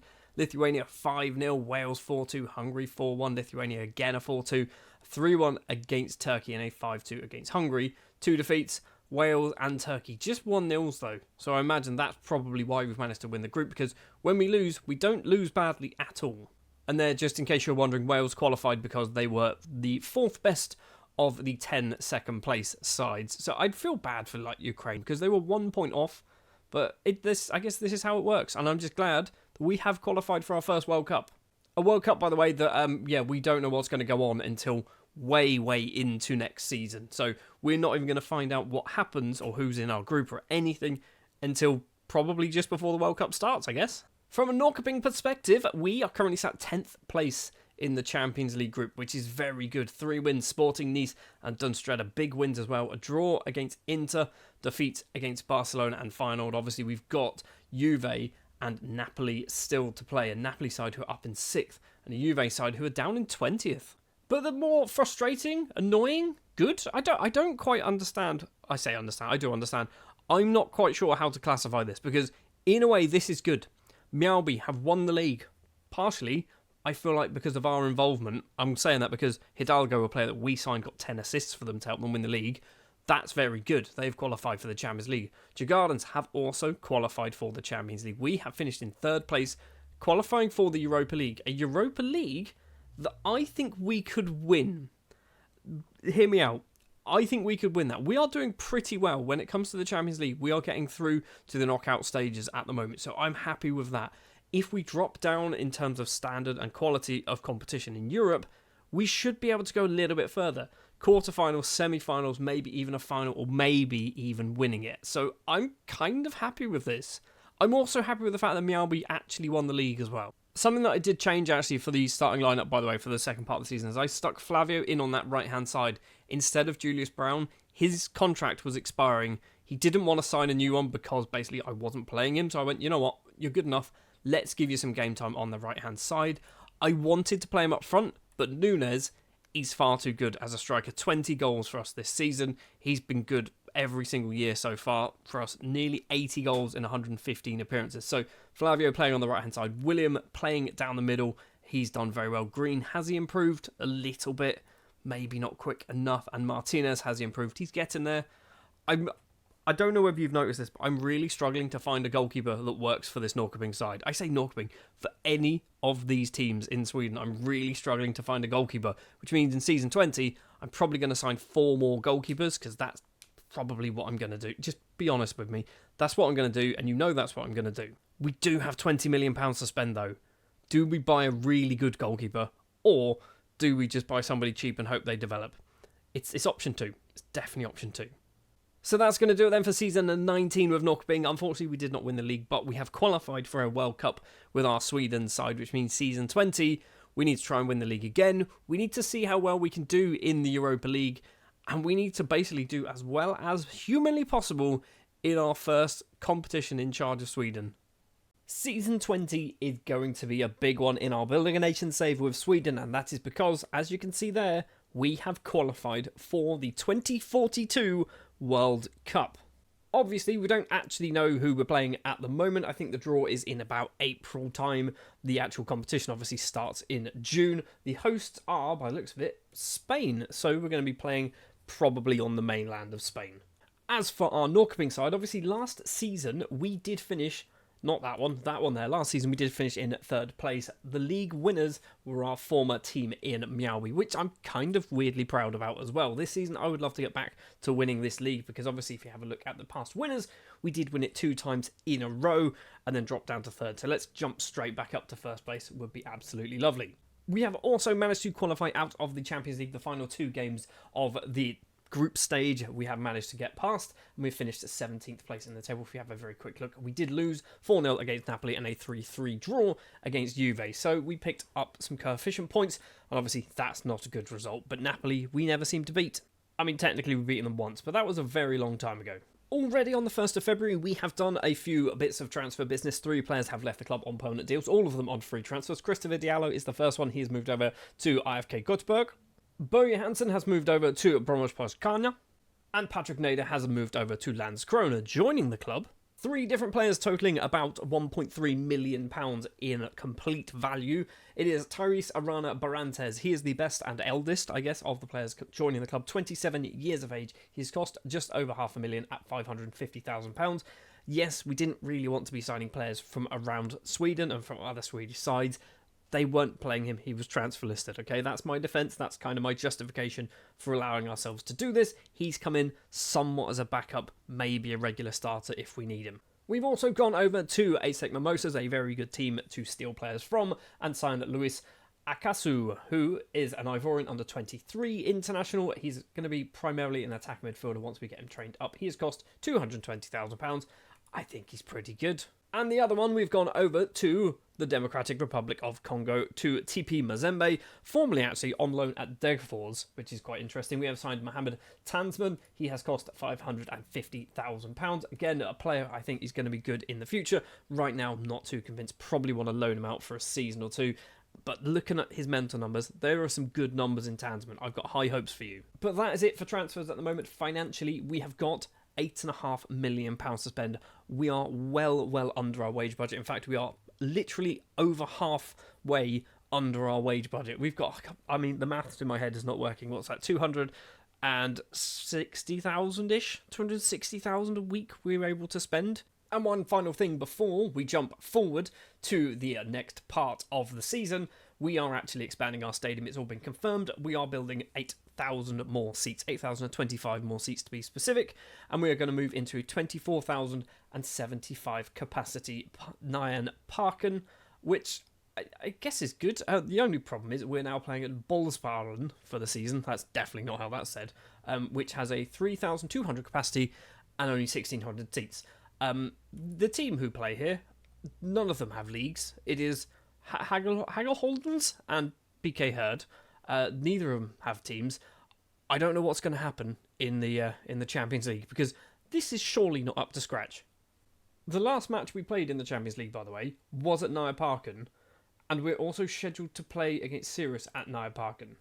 I wonder whether the Champions League knockout matches as well will be at Norrköping, and we might have a weird situation where for some reason league matches can't be played there, but European ones can. I don't get it. Anyway, we're going to jump forward to the end of the transfer window, see what more business we've managed to do. 2 more players have left the club. Mohamed Nygren, a Swedish goalkeeper that we signed a few years ago and never actually played. He's moved over to Hammarby for 24.5, possibly going up to £30,000. We brought him in for 62,000, and we kind of ruined this guy's career. He would have been better off staying at Vasslands. Another player to leave is Lars Lundgren. He's moved over to Landskrona. He was getting some game time, but not a huge amount, kind of coming off the bench a lot. In fact, only started twice in his 24 appearances. He's moved over to Landskrona for 100,000, possibly going up to 125. We have brought in quite a few new players. Well, 4, technically. First up is, from TP Mazembe, it is Davis Kayawa. Kaiwa, maybe. A Democratic Republic of Congolese youngster. £400,000. He's immediately gone out on loan to Trollhättan for the rest of the season. We've spent £575,000 on Kim Gallas, a German left-back and left-winger. We needed some more options in that left-back position, and Gallas, I think he's a good player. Probably overspent, definitely overspending when it comes to wages, but as I mentioned earlier, we've got lots of money to spend on wages, so I don't really care if we're paying too much for wages right now. It doesn't matter. We've also brought in a goalkeeper from Marseille, and that is Gregory Bernard, 24 years of age, immediately going out on loan to AIK. He got a few games playing for Marseille in Ligue 1 last season. We brought him in for £275,000. We've also signed a goalkeeper from Marseille. A different goalkeeper from Marseille. It's Mathieu Deboy, might be his name. He is 23 years of age, under 21 international for France. He has come in for probably a similar price of £350,000. Once again, did play a few times, not as many times, however, as Bernard. But Deboy, I think, is a better goalkeeper, which is why I've not loaned him out. And that is our transfer business. So a fair few players, 7 players joining the club during the winter transfer window. Loan deals, let's take a look then. Tansman going out on loan, which I think is going to help him a lot. Gazozo, that's going to help him a lot. Dobal going out on loan, wasn't planning on playing him. You can see he's also transfer listed. He basically wants to leave at the end of his contract. He's probably going to do that. Anyone else of interest? We've mentioned Kayawa, we've mentioned Bernard. We've also got, that's pretty much it. Everyone else is kind of not garbage. I was going to say garbage. They're players like this which could get good, but they probably never will. Right then, competitions, we have made it to the Swedish Cup final, which takes place on the 17th of May, so just before the World Cup kicks off.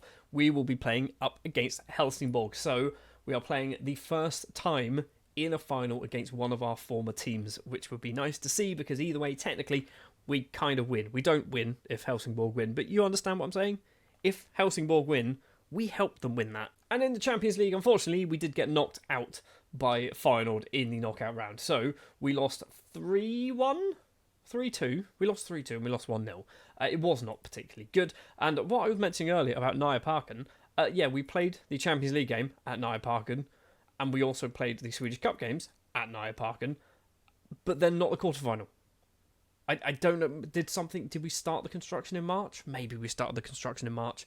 That could be it. But we are going to sell out our home matches every single time without fail. And I think it's utterly ridiculous that we're in such a small stadium. Geographically, I don't know where Norrköping is. Surely there has to be a bigger stadium nearby. In case you're wondering as well, for the Sweden squad, we've got nothing scheduled. I've scheduled a friendly against the Ivory Coast, but I feel like it's going to get cancelled once basically the European Division B Group X nonsense turns up, which I don't understand, and I never will understand. But yeah, that's all we've got. We don't know what's happening in the World Cup just yet. I think in like a month's time, we will know. So looking at the season preview for Norrköping, we are predicted to finish third place, Djurgårdens and Helsingborg ahead of us, Mjällby in fourth. So the fact that the top 4 is 3 of our former teams and your Gardens. It's kind of nice, isn't it? We have got 2 players in the Media Dream 11. Cedric Dago as a right back. It's not his position. And William as a centre midfielder. Again, not his position. Also, he wants to leave, so we've transfer listed him. Could be annoying if we lose William. William and Dago, obviously, are 2 best players. And before we go forward then to... I might jump to the start of the World Cup. We don't know yet. But before we go forward, De Boy and Green will be locked in. So we've already seen De Boy. He's played a couple of times now for us in the Swedish Cup. He's done all right. We've got to the final. He's going to be our number 1 goalkeeper for the season. And we've got Alexander Green, who will be playing again for another season for... I say another season. For a season for us. I think he needs the game time. He's good. I definitely think there's something there. He's got... The mental numbers are really good for him. It's just the technical numbers aren't quite there. And he just needs game time to be able to get those technical numbers up. And we kind of have to force play him, I think. Anyway, let's jump forward to some point in the future. But I think we're going to come back just before the World Cup. Right, we've come back at our normal time, I think. Or maybe a month earlier. I think we normally come back in July, don't we? We've come back on the 1st of June. We have not managed to win at the Swedish Cup. It was won by Helsingborg in extra time, which is frustrating. But as I mentioned earlier, we kind of have some very good ties to Helsingborg. So I'm kind of happy in a way that they've won the cup.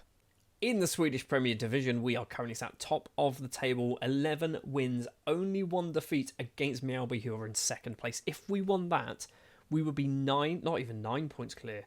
We're currently, what's that, 4, 5, 6, 7 points clear. That would be an extra 6 points clear of them if we won that game. That would be absolutely ridiculous. But yeah, we are kind of running away with the league, which is very good. Technically, our transfer window is not open yet. It opens in like a couple of weeks' time, but the rest of Europe and most of the world is open. So this is the situation. Currently 9 million in the bank, still 200,000 to spend in our wage budget. Nothing obviously is going to be joining the club, but some players might leave. When it comes to the World Cup, we have got some matches. I've actually gone through and set some of these up. So in our World Cup Group J, we are up against Australia, Mexico and New Zealand. That's right, we have the Down Under derby with New Zealand and Australia, and then we have Mexico as well for fun. I've set up friendlies against teams that might be similar, and I'm basing that on geographical location or what competitions they play in. Japan play in the same competition as Australia. Panama and Mexico are close by. Panama are definitely not as good as Mexico. Japan should be as good as Australia, maybe better. There is no season preview or anything like that for a World Cup, so I don't really know where we stand. I guess we could have a look at nation here. We are 24th in the world ranking.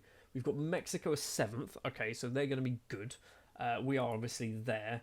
Anyone who I've already forgotten who it was. New Zealand, Australia are there in 27th. So maybe we should finish 2nd. Mexico top, Sweden 2nd, Australia 3rd, New Zealand's way down the list. I mean, I'm scrolling quickly. I've still not seen them. Surely they're not this low down. They're not. They're 83rd. They're still pretty low down. So I think what we're going to do now is we're going to jump to the end of, let's say, the group stage. I think we'll go forward to the end of the group stage, see how well things have gone, and then we'll probably jump to the other side of each knockout round, assuming we're in the knockouts, by the way. We might just get knocked out in the group stage, and that was a nice, fun experience for our first ever World Cup. Good news, we have managed to get through the group, and it actually literally ended as we expected. We did finish 2nd, although it was very close because we've only won once. Mexico winning all 3 of their matches, conceding twice against us. We managed to beat New Zealand, but we obviously lost to Australia. We lost 3-2 against Australia and Mexico. If we had a better defence, we'd be just running away with this, wouldn't we? Obviously, Australia beating Sweden there, and New Zealand beating Australia, which I guess is quite an interesting one. I just want to check as well. We're playing Las Palmas. Yeah, we're playing on Gran Canaria. This just doesn't seem fair, does it? There's nowhere near the rest of Spain. This is Africa, effectively. And that's where we're playing our World Cup games. We're also playing in the David Villa Stadium next, which... Is this real? Is this a real stadium? It's in Tenerife. So that is also... Hold on. Can we find the stadiums? See, I was expecting to just see a whole load of, just Gran Canaria and stuff like that. But no, we've literally got the Las Palmas Stadium, and we've got the Tenerife Stadium, and then everything else is on the mainland. But we seem to be playing on the islands for some reason. Oh, and you have probably obviously already seen that we will be playing USA in the 2nd round of the World Cup. And I'm kind of okay with this. We obviously played Mexico. if we're going by, for some reason my brain wants to go geographically, we've played Panama and we played Mexico, and we didn't do too badly against Mexico. We should be able to do all right against USA. I'm hoping we can get past into the round of 16. This is arguably where we're going to fall over, because it might be Germany. And then if you look even further than that, it's Argentina, Italy, Uruguay, or Mexico. If we get to the quarterfinals, that's definitely where we're falling over. So in the second round of the World Cup, we did manage to get past USA, winning 4-2. I nearly said away from home. It's not away from home, obviously. We were just the home team, or the away team, sorry. We went 4-2, and we actually looked pretty comfortable by the looks of it. So 3-0 up after 55 minutes. They pulled 2 back, but then Bika, who, let's have a look at Bika. He's rubbish, isn't he? And ironically plays in the USA, scoring the 4th goal in that. We have also played another match. Because I clicked continue one too many times, we played Germany in the round of 16 and absolutely destroyed them. Ricardo, Jakobsen and Banda. Ricardo, by the way, yes, it is Rui Ricardo, the man that we bought for Mjällby, who's now Swedish. He's good, isn't he? The fact that he's now Swedish, I love that. And the fact that I've called him up to the national side and he's scoring goals is amazing. And we've beat Germany too. It does mean that we have made it to the quarter-finals of the World Cup. We will be playing Italy, Chile versus Denmark, France, Portugal, and Spain, Czechia are the other quarter-final matches. If we can get past Italy, we will be in a semi-final against Spain or Czechia, which you'd have to imagine is probably going to be Spain. I think we have an outside chance of winning this. I wouldn't say we are the least likely. I'd say that's probably Chile, then Czechia, then us. That's kind of how my brain is ordering those teams. We might even be better than Denmark, to be honest. Oh, by the way, whilst the World Cup has been going on, we've also been doing some transfer business for our Norrköping side. So far, 3 players have left the club on permanent deals. We've sold Barthal. He has gone over to Samsunspor. He's spent basically a few seasons out on loan, £16,500. We were just never going to play him, were we? For £215,000, we have sold our Uruguayan Jose Lopez. He has gone over to Italy to sign for Frosinone. Might be their name. He did play a fair amount, but most of them seem to be kind of coming off the bench. I didn't really know what his position was. Was he a left back? Was he a left winger? But he's moved on.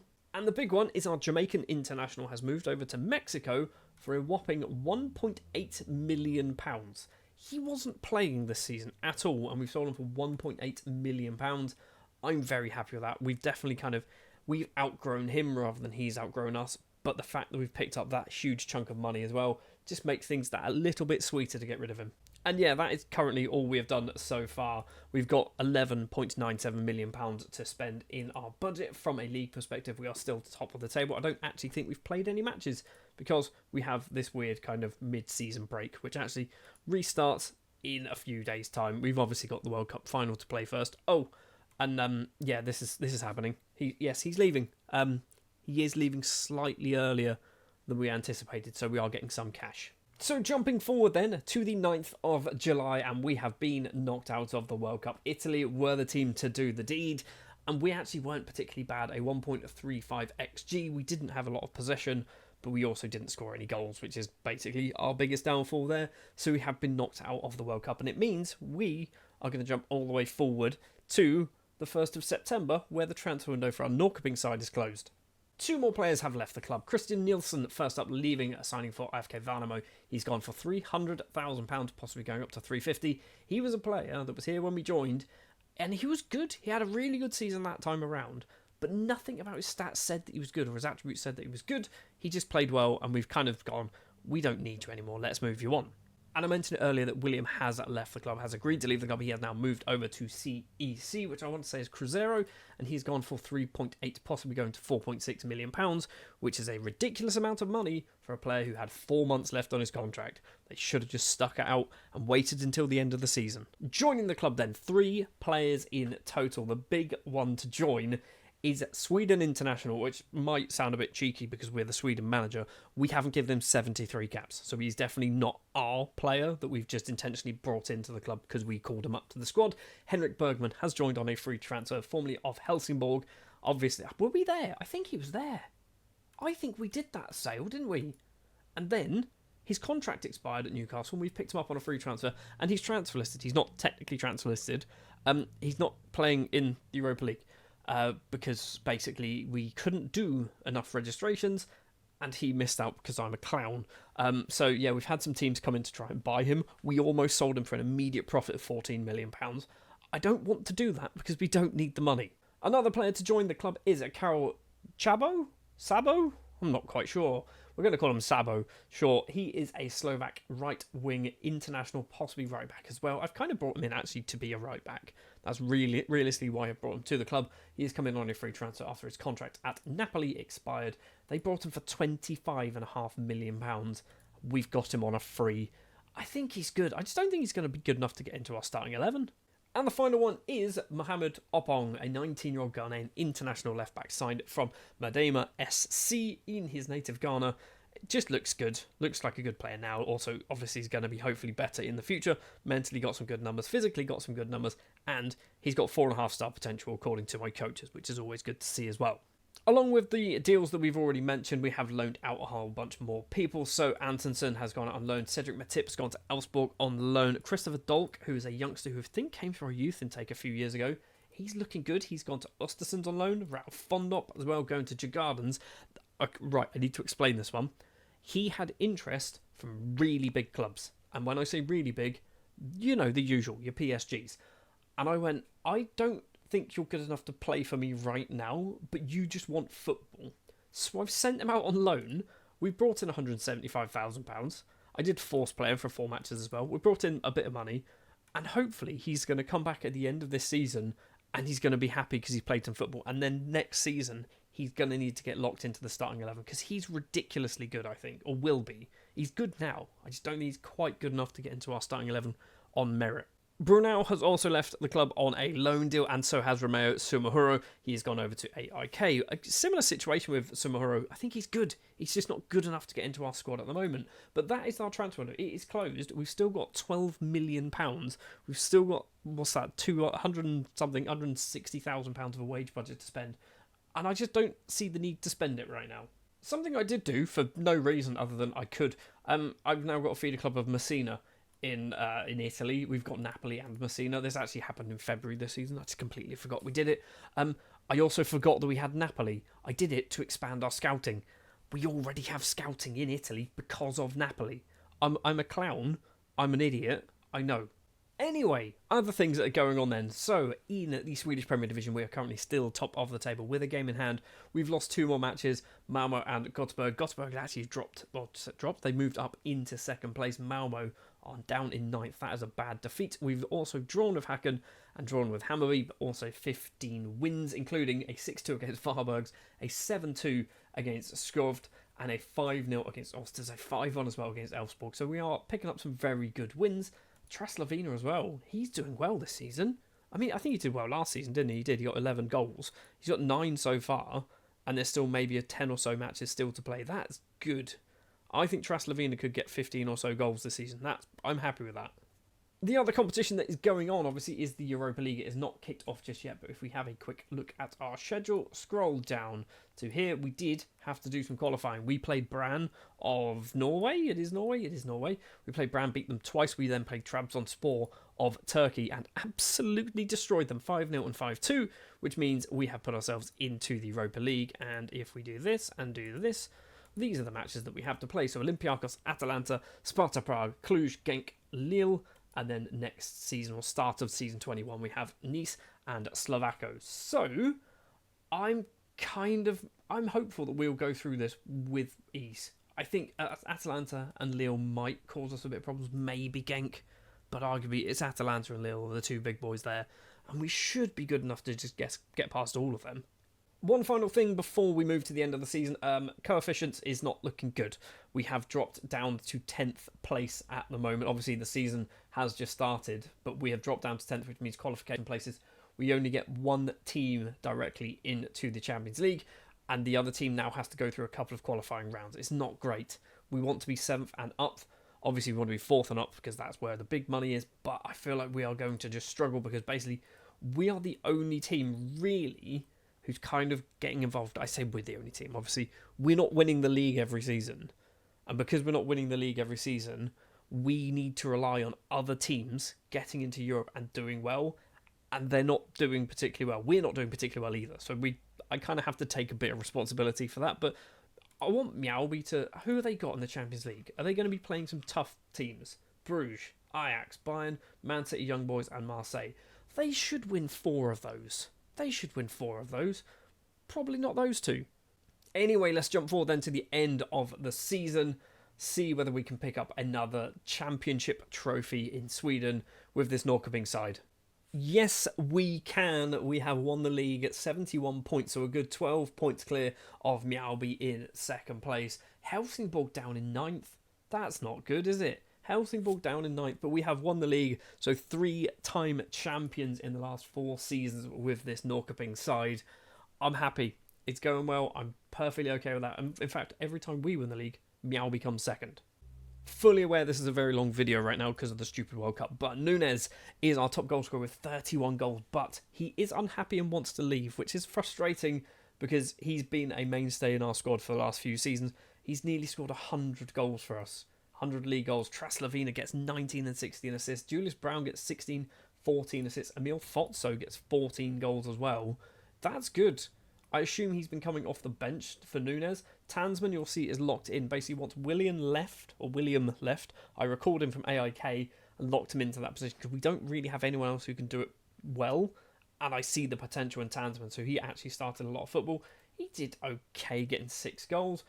Sabo, 6 and 4, which is good. Flavio gets 5. We've got 5 goals and 6 assists for Alexander Green. Opong managed to get 11 assists, which is absolutely ridiculous, I love to see that from the youngster. We've also got, sorting by assist, Mahmoud, 11 assists, 10 assists for Daniel Johnson as well. So lots and lots of goals, lots and lots of things happening with this side. We are champions once again of Sweden. We are currently top of the Europa League with 5 wins. Lille, Genk, we beat Genk 8-0. Cluj, Sparta Prague and Olympiacos a draw as well against Atalanta, which is good to see. And then we've got the 2 matches against Slovako and somebody else. I can't remember who the somebody else is. It is Nice next season. So I mean, arguably, we are through, right? We are through at this point. It's very unlikely we're going to drop all the way down to past 8th. This is good. This is good. It's definitely good for coefficients as well. Also, Djurgården's in 6th. And jumping quickly over to our Sweden side. So we have actually played a few more matches. We've played the European League Division A nonsense with England, the Netherlands, Sweden and Romania. We have finished in 3rd place, which means we have not got relegated. I believe this is what we got promoted from last time around. I don't know. I genuinely have no idea. I think it was this, maybe. I couldn't tell you. No, if anyone can explain to me what this competition is, I'd love to know. I much prefer friendlies against random teams like Japan and Mexico and Canada and stuff like that. I don't want to see us play like Netherlands and Romania and teams like that all the time. It's weird. But it does mean, actually, we have European Championship qualifying. So that's going to be taking place over the next 2 seasons. One season. Next season will be the qualifiers. The season after that will be the World Cup, I think. I don't know. Maybe. Who knows? Definitely won't be the World Cup. It'll be the European Championships. I've just made a complete balls up at the end of this season. We've won the Swedish League. That'll do.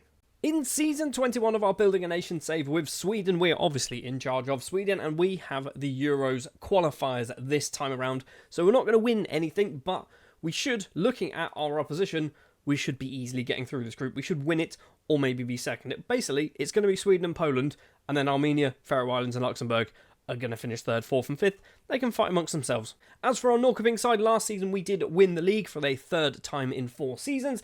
This season, I would like to do the same thing. We've also managed to qualify through the Europa League phase, and we've actually finished about 3rd, I believe, in the group, but we did lose against Nice, a 5-2 defeat, but we beat Slovako 3-0.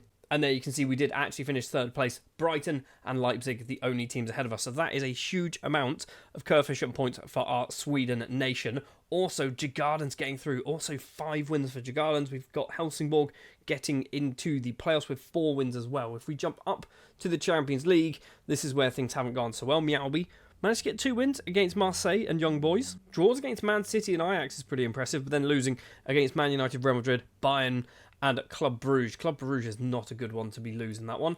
And in the Europa Conference League, we have a Swedish side in the shape of Kalmar with 3 wins and 3 draws. Already on the 1st of February, some transfers have taken place, and one of them has been somewhat interesting. In fact, quite a few of them are a bit interesting. Daniel Olsen, first up, leaving the club, signing for Malmo on a free transfer. Interesting transfer number 1 is Mohamed Dobal. He has left the club and he has moved over to Real Madrid on a free transfer. He's gone from like £12,000 a week to £74,000 a week, and he's already made his debut even though he's a backup. We've also sold Jorge Nunes. He has moved over to Braga.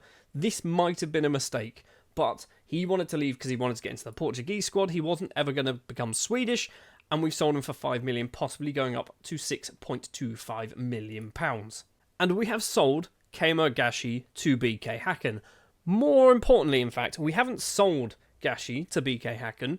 We've part-exchanged him because I thought to myself, I feel like if I'm going to be stealing players from other teams in Sweden, I should at least give them something in exchange and in return.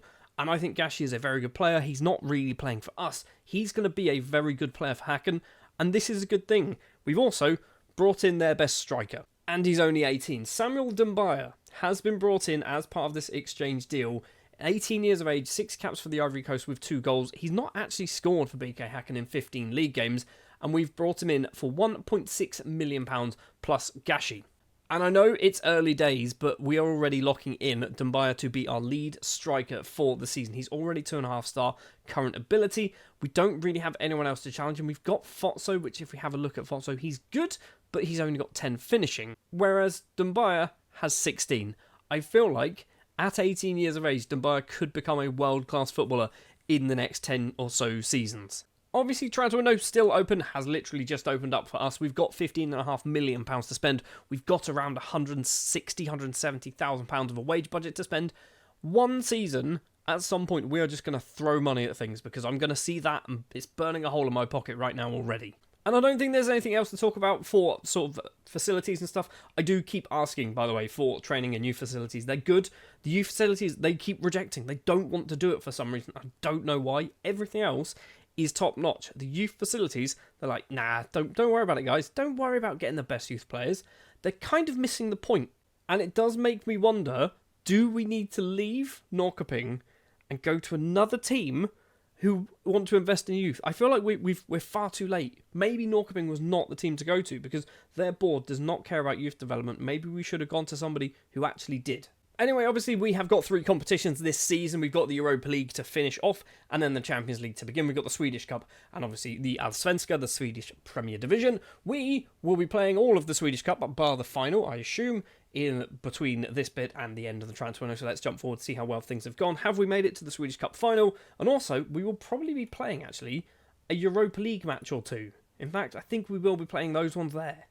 It is now the 29th of March, and we have just about somehow managed to scrape past Austria Vienna in the Europa round of 16 because we won the home leg 6-2, and then we lost the away leg 4-1, but we go through 7-6 on aggregate. And it means we will be playing Real San Sebastian in the quarter-final, which is arguably one of the tougher ties. I guess probably not the toughest. We know Leipzig and Brighton finished ahead of us. I mean, Vitoria, probably the one you're after, maybe Galatasaray. I kind of think we should be able to get past Real San Sebastian. A semi-final in a Europa League would be pretty good. In the Swedish Cup as well, we have made it all the way to the final. We'll be up against Djurgårdens, a Swedish Cup, by the way, that we don't really have a huge amount of luck in. We have been in it 4 times with Helsingborg, with Norrköping, and we've only won 2 of them. Last season, we were in it against Helsingborg, and obviously we did lose against Helsingborg. So maybe this is the 5th time in 5 seasons we've been in the final. I want to win it again, please. 3 players have joined the club over the pre-season transfer window. First up is Manuel Bikoro, who is a Cameroonian international with 2 caps to his name, 19 years of age. He's immediately gone out on loan to Skövde. He's come in for £325,000. In fact, we brought him from Skövde and then sent him back to Skövde. I swear I bought him from Yaoundé. Anyway, he's cost some money. We've also brought in a Northern Irish international from Manchester City and loaned him out to AIK. It is Norman Burgess. He has come in for £425,000. He's had a weird time. He's played in Portugal and then moved to Man City on a free transfer. We've brought him and then he's gone over to AIK. He's not actually played a professional match anywhere, but my scouts think he's good. And he's got some reasonable physical numbers, reasonable mental numbers. So I kind of think he might be okay. I think I brought him in basically to be a backup left back. That was kind of the ultimate goal, to bring him in. But maybe we recall him from AIK, or maybe next season we try and force play and see if that 4-star potential is actually true. And the final thing we have done is we have moved over to Ecuador and picked up Luis Gomez for £2.2 million from Emelec. He's a big 6'5" giant with 19 caps to his name. Mentally got some good numbers. Physically as well got some good numbers. 16 jumping reach at 6'5". Heading of 10 is not ideal, but he is still only 20 years of age. He's coming in as an important player, but I'm not too convinced he will be. We will see how things play out. The only real big transfer to leave the club is Romeo Sumahuro, who has moved over to Mjällby. I think I mentioned maybe last season or the one before that Sumahuro is a player that needs to get some football. He's not getting it for us. I think there is potential there. And I've gone, you know what? I'm just holding on to this player that could be really good and actually help out another team. So I've sold him on for £2.6 million, possibly going up to 3.2. He has gone over to Mjällby, obviously, you can see there. And I'm hoping they just start to play him. I feel like he needs to get some game time. He's still only 23, plenty of time to develop. I think he's going to be really good. He was just never going to play for us. And that's basically it. We've also got rid of Dino Amatovic. He's gone to Kalmar. We've got rid of Peter Lindbom, who has gone to Varberg. And I think everyone else is a loan deal. We obviously have got some quite big loan deals to mention. Bikoro, we know. Dolk going out to Ostersunds. I mean, I know we signed him a couple of seasons ago. Going to AIK, I feel like he's not good enough to be playing for AIK. Carlson, we've got Kayoa, has gone out on loan as well. I feel like he should be better. He should be playing a much better side than that. But maybe that was kind of a waste of money. Anyone else worth mentioning? We've mentioned Norman Burgess, Isaac Sprangberg has gone to Halmstad, and I think that's pretty much it. Oh, Merveng, there you go, Fopper Merveng. There's apparently potential there. Everything's going downwards. So yeah, somewhat of a busy winter transfer window, but that is what we have done. Obviously, financially, still looking pretty good. £14 million transfer budget. Just want to have a quick check here. If we go to, it's not that one, it's that one. We can have a look at the board. And have they actually managed to do anything I've asked them to do? I've asked them to build a new stadium twice and improve the youth facilities. And guess what? They've said no to all of them. And yeah, we've managed to get some performance analyst wage increases. That wasn't me. I didn't ask for that. They just went, would you like to do it? I went, sure, why not? The reason why I want to do the stadium, by the way, is because we don't own this stadium. It's costing us £400,000 a year, which is nothing really in the grand scheme of things, but also it's not that big. It's only 24,000 seater. Arguably, we could maybe sell 30,000 every single match if we are kind of Champions League standard, which we are. So I would like to own our own stadium, but I feel like time is definitely running out for us to be able to do that with Norrköping. And a quick update on Sweden. Yeah, we've not played any matches just yet. So time to jump forward to after this Elfsborg game. I believe we'll return somewhere between Elfsborg and Hammarby, and our transfer window will be open. There will obviously be a lot more Sweden games playing as well. We've got the Swedish Cup final. We've got the Real San Sebastian 2-leg affair as well in the Europa League quarterfinals. Let's see how well things go. First of all, in the Swedish Cup final, we were not very good. In fact, we were good. We just could not score a goal. And Djurgårdens managed to score 3 goals. We had a better XG, which I always say this, it's a nonsense stat, but it kind of shows that we are having reasonable shots. But are we? When you have 23 shots, having a lot of XG does not mean they're good shots. It just means you're having a lot of shots. If you've got 3 shots with 2 XG or 12 shots with 8 XG, they're about the same kind of like importance, right? Anyway, that's just me waffling on about stats and numbers and stuff like that. Yeah, we've lost against Djurgårdens, so we've been in 5 of the last 5 cup finals, and we've won 2 of them. And in the Europa League, we did get knocked out by Real San Sebastian. We actually managed to draw the first leg 2-2, and then lose the second leg 3-1. So we picked up a little bit of coefficient points, but we do eventually lose. The winners were Tottenham Hotspur. But that's fine, because this time around, we are in the Champions League, and we go straight in at the league phase. Which, I keep saying this, I don't know if that's a good thing or a bad thing. I feel like being in the Europa League is probably more preferable. And we might get our wish, because so far this season, we're currently sat 2nd place in the table. Helsingborg top the pile at the moment. I want to have a quick look. Does it tell us? So if you finish 2nd place, we go into... So winner goes straight into the league phase. 2nd place goes into a qualifying round. And then we've got Europa League playoff, Europa League, and Europa Conference League. So... I mean, if we don't want to get Champions League, we have to finish 3rd, 4th, or 5th. Finishing 5th could be interesting. Getting in the Europa Conference League, we could definitely win. One thing, though, that I will say, Samuel Dumbuya, locked in as a striker, has scored 9 league goals so far this season. In all competitions, if you include basically the Swedish Cup, which doesn't appear here because it was technically last season, he scored 15 goals for us. He is basically setting the world on fire. He's got 9 in 14 league starts. That's just madness. And Tansman as well, by the way, who's locked in behind him. He's got 8 goals in all competitions. Just 3 of them in the Swedish Premier Division, so 5 of them coming in the Swedish Cup. Anyway, a transfer window is open and we've already managed to sell one of our bigger named players, and Felix Honey is the man to leave the club. The Ghanaian international, 65 caps to his name, has moved over to West Ham in the Premier League for £1.8 million, possibly going up a little bit higher to £1.9 million. He just wasn't really playing for us this season, and I feel like it's time to cash in. Basically, if we cash in now, we can get better than him. He's not amazing anymore. He was amazing when we first brought him in, but he's not amazing now. And that is it. We haven't done any more transfer business as of yet. Obviously, financially, we've got £20 million now to spend because we keep getting money and we never actually spend it. So let's jump forward then to the end of our transfer window. Let's see what business we can do. Is this the season where we spend £15 million and bring in players that I really did not need to sign? Or are we going to be sensible?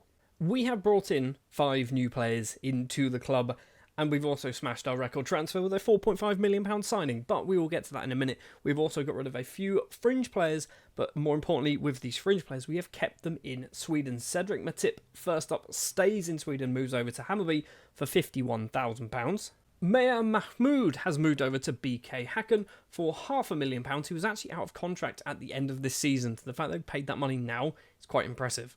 And for possibly up to £750,000, Alexander Green has moved over to Helsingborg. I think there's going to be some potential there, but he might be a late bloomer, maybe something along those lines, because those mental numbers, really, really good, but I feel like he was hindering us by us force playing him for a season or two, so he's moved over to Helsingborg, and hopefully he's going to do well there. He's already played once and got an assist. In order of expense, 2 free transfers have joined the club. Tomiyasu Ishikawa has joined. A 25-year-old Japanese international has signed from Vissel Kobe technically, although it might have been Porto actually. He's probably on loan there. Yes, he was. So he signed from Porto on a free transfer.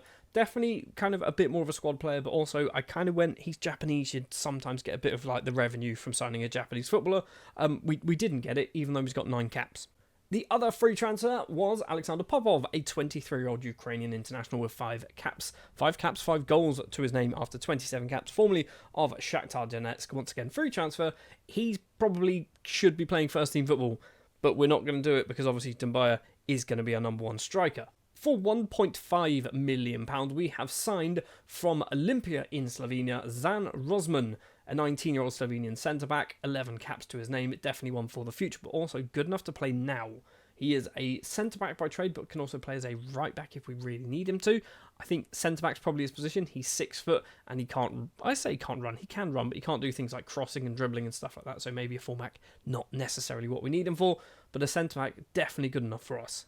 For £1.6 million, we have signed John Jairo Ayala Fajaro, maybe, from Millonarios in Colombia, 19 years of age, 1 cap to his name.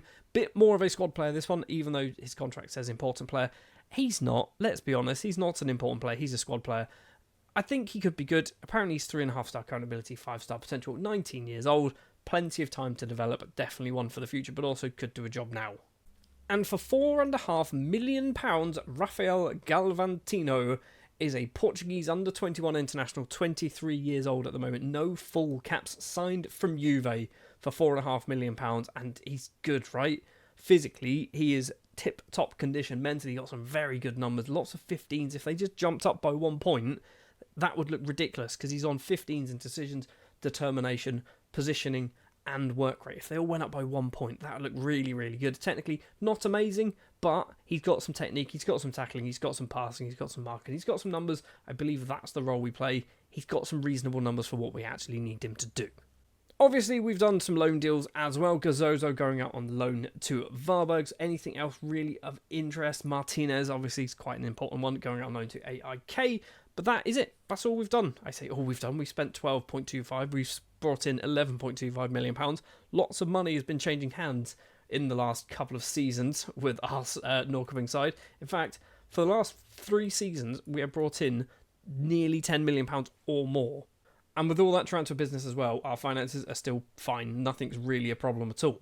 Obviously, the Champions League has not kicked off, but the Swedish Premier Division has continued, and we have jumped to the top of the table now. 51 points, so what is that? 4 points ahead of Helsingborg in second, and 9 points clear of Mjällby in third.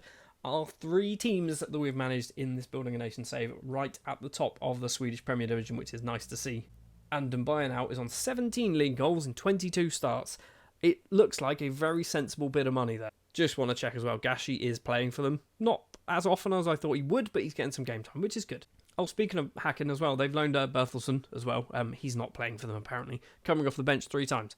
So, in the Champions League then, I've got high hopes here because we've got Atletico Madrid. I think we should be able to beat them. Olympia definitely should be able to beat. Galatasaray, yes. Arsenal, maybe. Monaco, we should be able to. Young Boys, we should be able to. Porto, we should be able to. Newcastle, maybe. That one might be a little bit tougher. So, I think we are in with a good shout of finishing maybe top 8. I think realistically, 9th to sort of 16th is probably where we might land. But I'm happy with that because that means we're going to be picking up a decent amount of coefficient points. Oh, and speaking of coefficient points, I haven't touched this in a while because it's not been going well. We did have a good season last time around with 17.2 because we got to the Europa League quarter-final, but every other season has not been any higher than a 12.4. So this is the struggle we're having. No one's getting far in any competition. When we're in the Champions League, we don't get past the round of 16, but when we're in the Europa League, we get reasonably far. The problem is when anyone else is in the Europa League, they don't get very far at all either. So we're kind of stuck between a rock and a hard place. The other teams in Sweden aren't good enough to progress in Europe, and we're not good enough to progress in the Champions League. I don't really know how to fix that. Another thing we've done over the summer is we have recalled Burgess from AIK. He didn't play for them. And I thought, you know what? If we're going to prove or disprove that he has 4-star potential ability, he needs to get some game time. So we've recalled him. We've locked him into the starting 11. He's played 7 times so far, scoring twice and getting an assist. I believe he did that on his debut. Or, yeah, not his debut, sorry. He got his first goal in his second appearance against Varbos, then an assist against Landskrona. He's just scored as well against Orbro. So this could be good. He's not very good right now, but something's telling me we should be playing him. And he's still only 22, so got plenty of time still to turn into a half-decent footballer. Everyone else remains the same, locked in. So Dubois is our number 1 goalkeeper, Tansman as the attacking midfielder, and Dumbaya as a striker. Dubois, by the way, he's actually turning into a good goalkeeper. We might have managed to find a good goalkeeper in this Building a Nation save.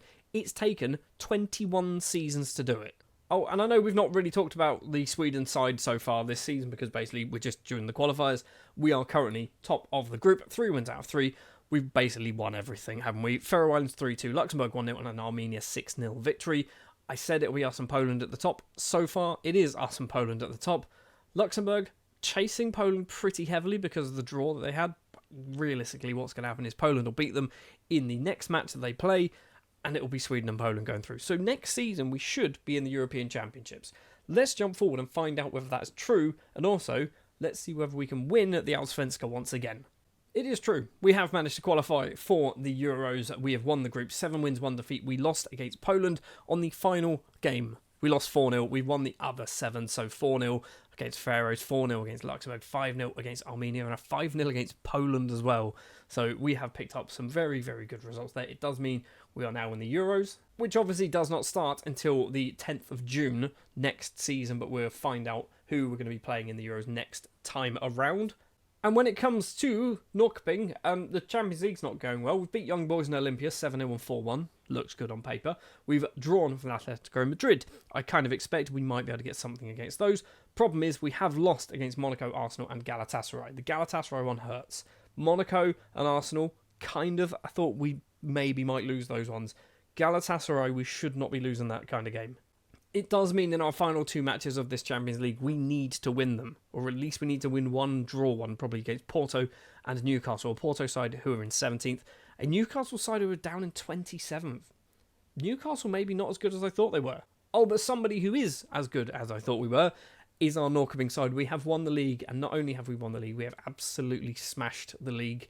We've won 4 of the last 5 now, and we have won this one by a whopping 14-point gap between us and Helsingborg and Mjällby. Both of my former teams finishing on 58 points. Helsingborg get the Champions League, Mjällby get the Europa League, Kalmar go into the Europa Conference League, and we don't know whether Häcken are going to go into the Europa League or the Europa Conference League or whatever because of the Swedish Cup, which happens next season. So I guess at least we've won the league. That's a bright spot. The fact that we haven't really done too well in the Champions League is not great. Samuel Dumbaya has scored 24 league goals, 31 goals in all competitions. Technically, if we actually have a look at the squad, he scored 37 once you include the group stages and the knockout rounds of the Swedish Cup. So he has had an absolutely ridiculous first season playing for us. Traslevin has got 20, Julius Brown has 17, Tansman has 14 as well. So we're getting some really good performances, some really good goals. Assist-wise, Brown on 16, Bergman as a right-back, I believe, predominantly getting 13, 11 for Dunbar. Tansman as well is up there. Sabo is up there with 9. We've got Traslavina with 9. Norman Burgess is up there, 5 assists and 2 goals. Is he getting better? Is he worth trying to stick around and turn him into a decent footballer? I don't know. I'm not convinced he is improving. Is he improving quick enough? Probably not. Oh, and I don't mention this too much because, let's face it, my board hate youth players. They hate children completely. They hate them. But we are starting to get some players in that might be good. I'm still not convinced. This is apparently one of our better ones. Are they good? He looks rubbish. Hugo Eklund, he could be okay. Our youth intakes are just absolutely dire. And before you say anything, it's your head of youth development or anything like that, this is our director of football. He's not bad, is he? I don't know whether he has too much impact on it. And this is our head of youth development, formerly of Malmo, former manager of Malmo, 17s and 16s. We should be getting some good players because of him. So I'm not quite sure what's going on. Anyway, that's going to draw a close to season 21 with Norrköping and technically Sweden. We are champions once again. I do want to have a very quick look at my profile. How many trophies have I won? Can we find out? I love this hilarious fact that I've never actually played a game. I've holidayed 4,668 days, and every single one of them has involved a match as well. So we've holidayed a lot of football. Can we find trophies? Job history? There we go. I mean, this kind of shows it, doesn't it? So 1, 2, 3, 4, 5, 6, 7, 8, 9, 10 different trophies, and most of them are actually the Swedish Premier Division, which is quite nice to see. That's going to do it then for Season 21. Season 22, we will be off to the Euros with Sweden. The year is 2044 and we are in the European Championships with our Sweden side. It will be hosted in Scotland and Wales, so knowing our luck, we'll probably play all of our matches in the far northwest corner of Wales, which I believe is real, if I'm not mistaken. And for our Norrköping side, we are obviously back-to-back champions of the Allsvenska. We've won 4 of the last 5. Can we make it 5 of the last 6? 3 in a row would be absolutely magical. We've not had the same luck, though, when it comes to the Swedish Cup. The Swedish Cup, obviously, we get to the final 5 times in the last 5 seasons, and we've only won 2 of them. We need to start winning this one more, I think. Obviously, on the 1st of February, the transfer window has already opened, and we have brought in one player to the club, Sami Alboy, who has signed from Coton Sport, an 18-year-old Cameroonian central midfielder, definitely one for the future, most likely one who's going to get sold on to another team in Sweden, because I feel like this is what we need to start doing. We need to start selling our players, our fringe players, to other Swedish sides.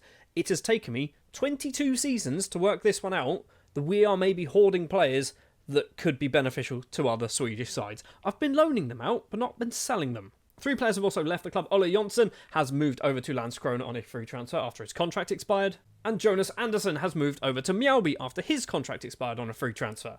And Raoul Fondop has moved over to Bayern Munich. Yes, this one was kind of inevitable. There is clearly some potential there, and there's clearly some current ability there.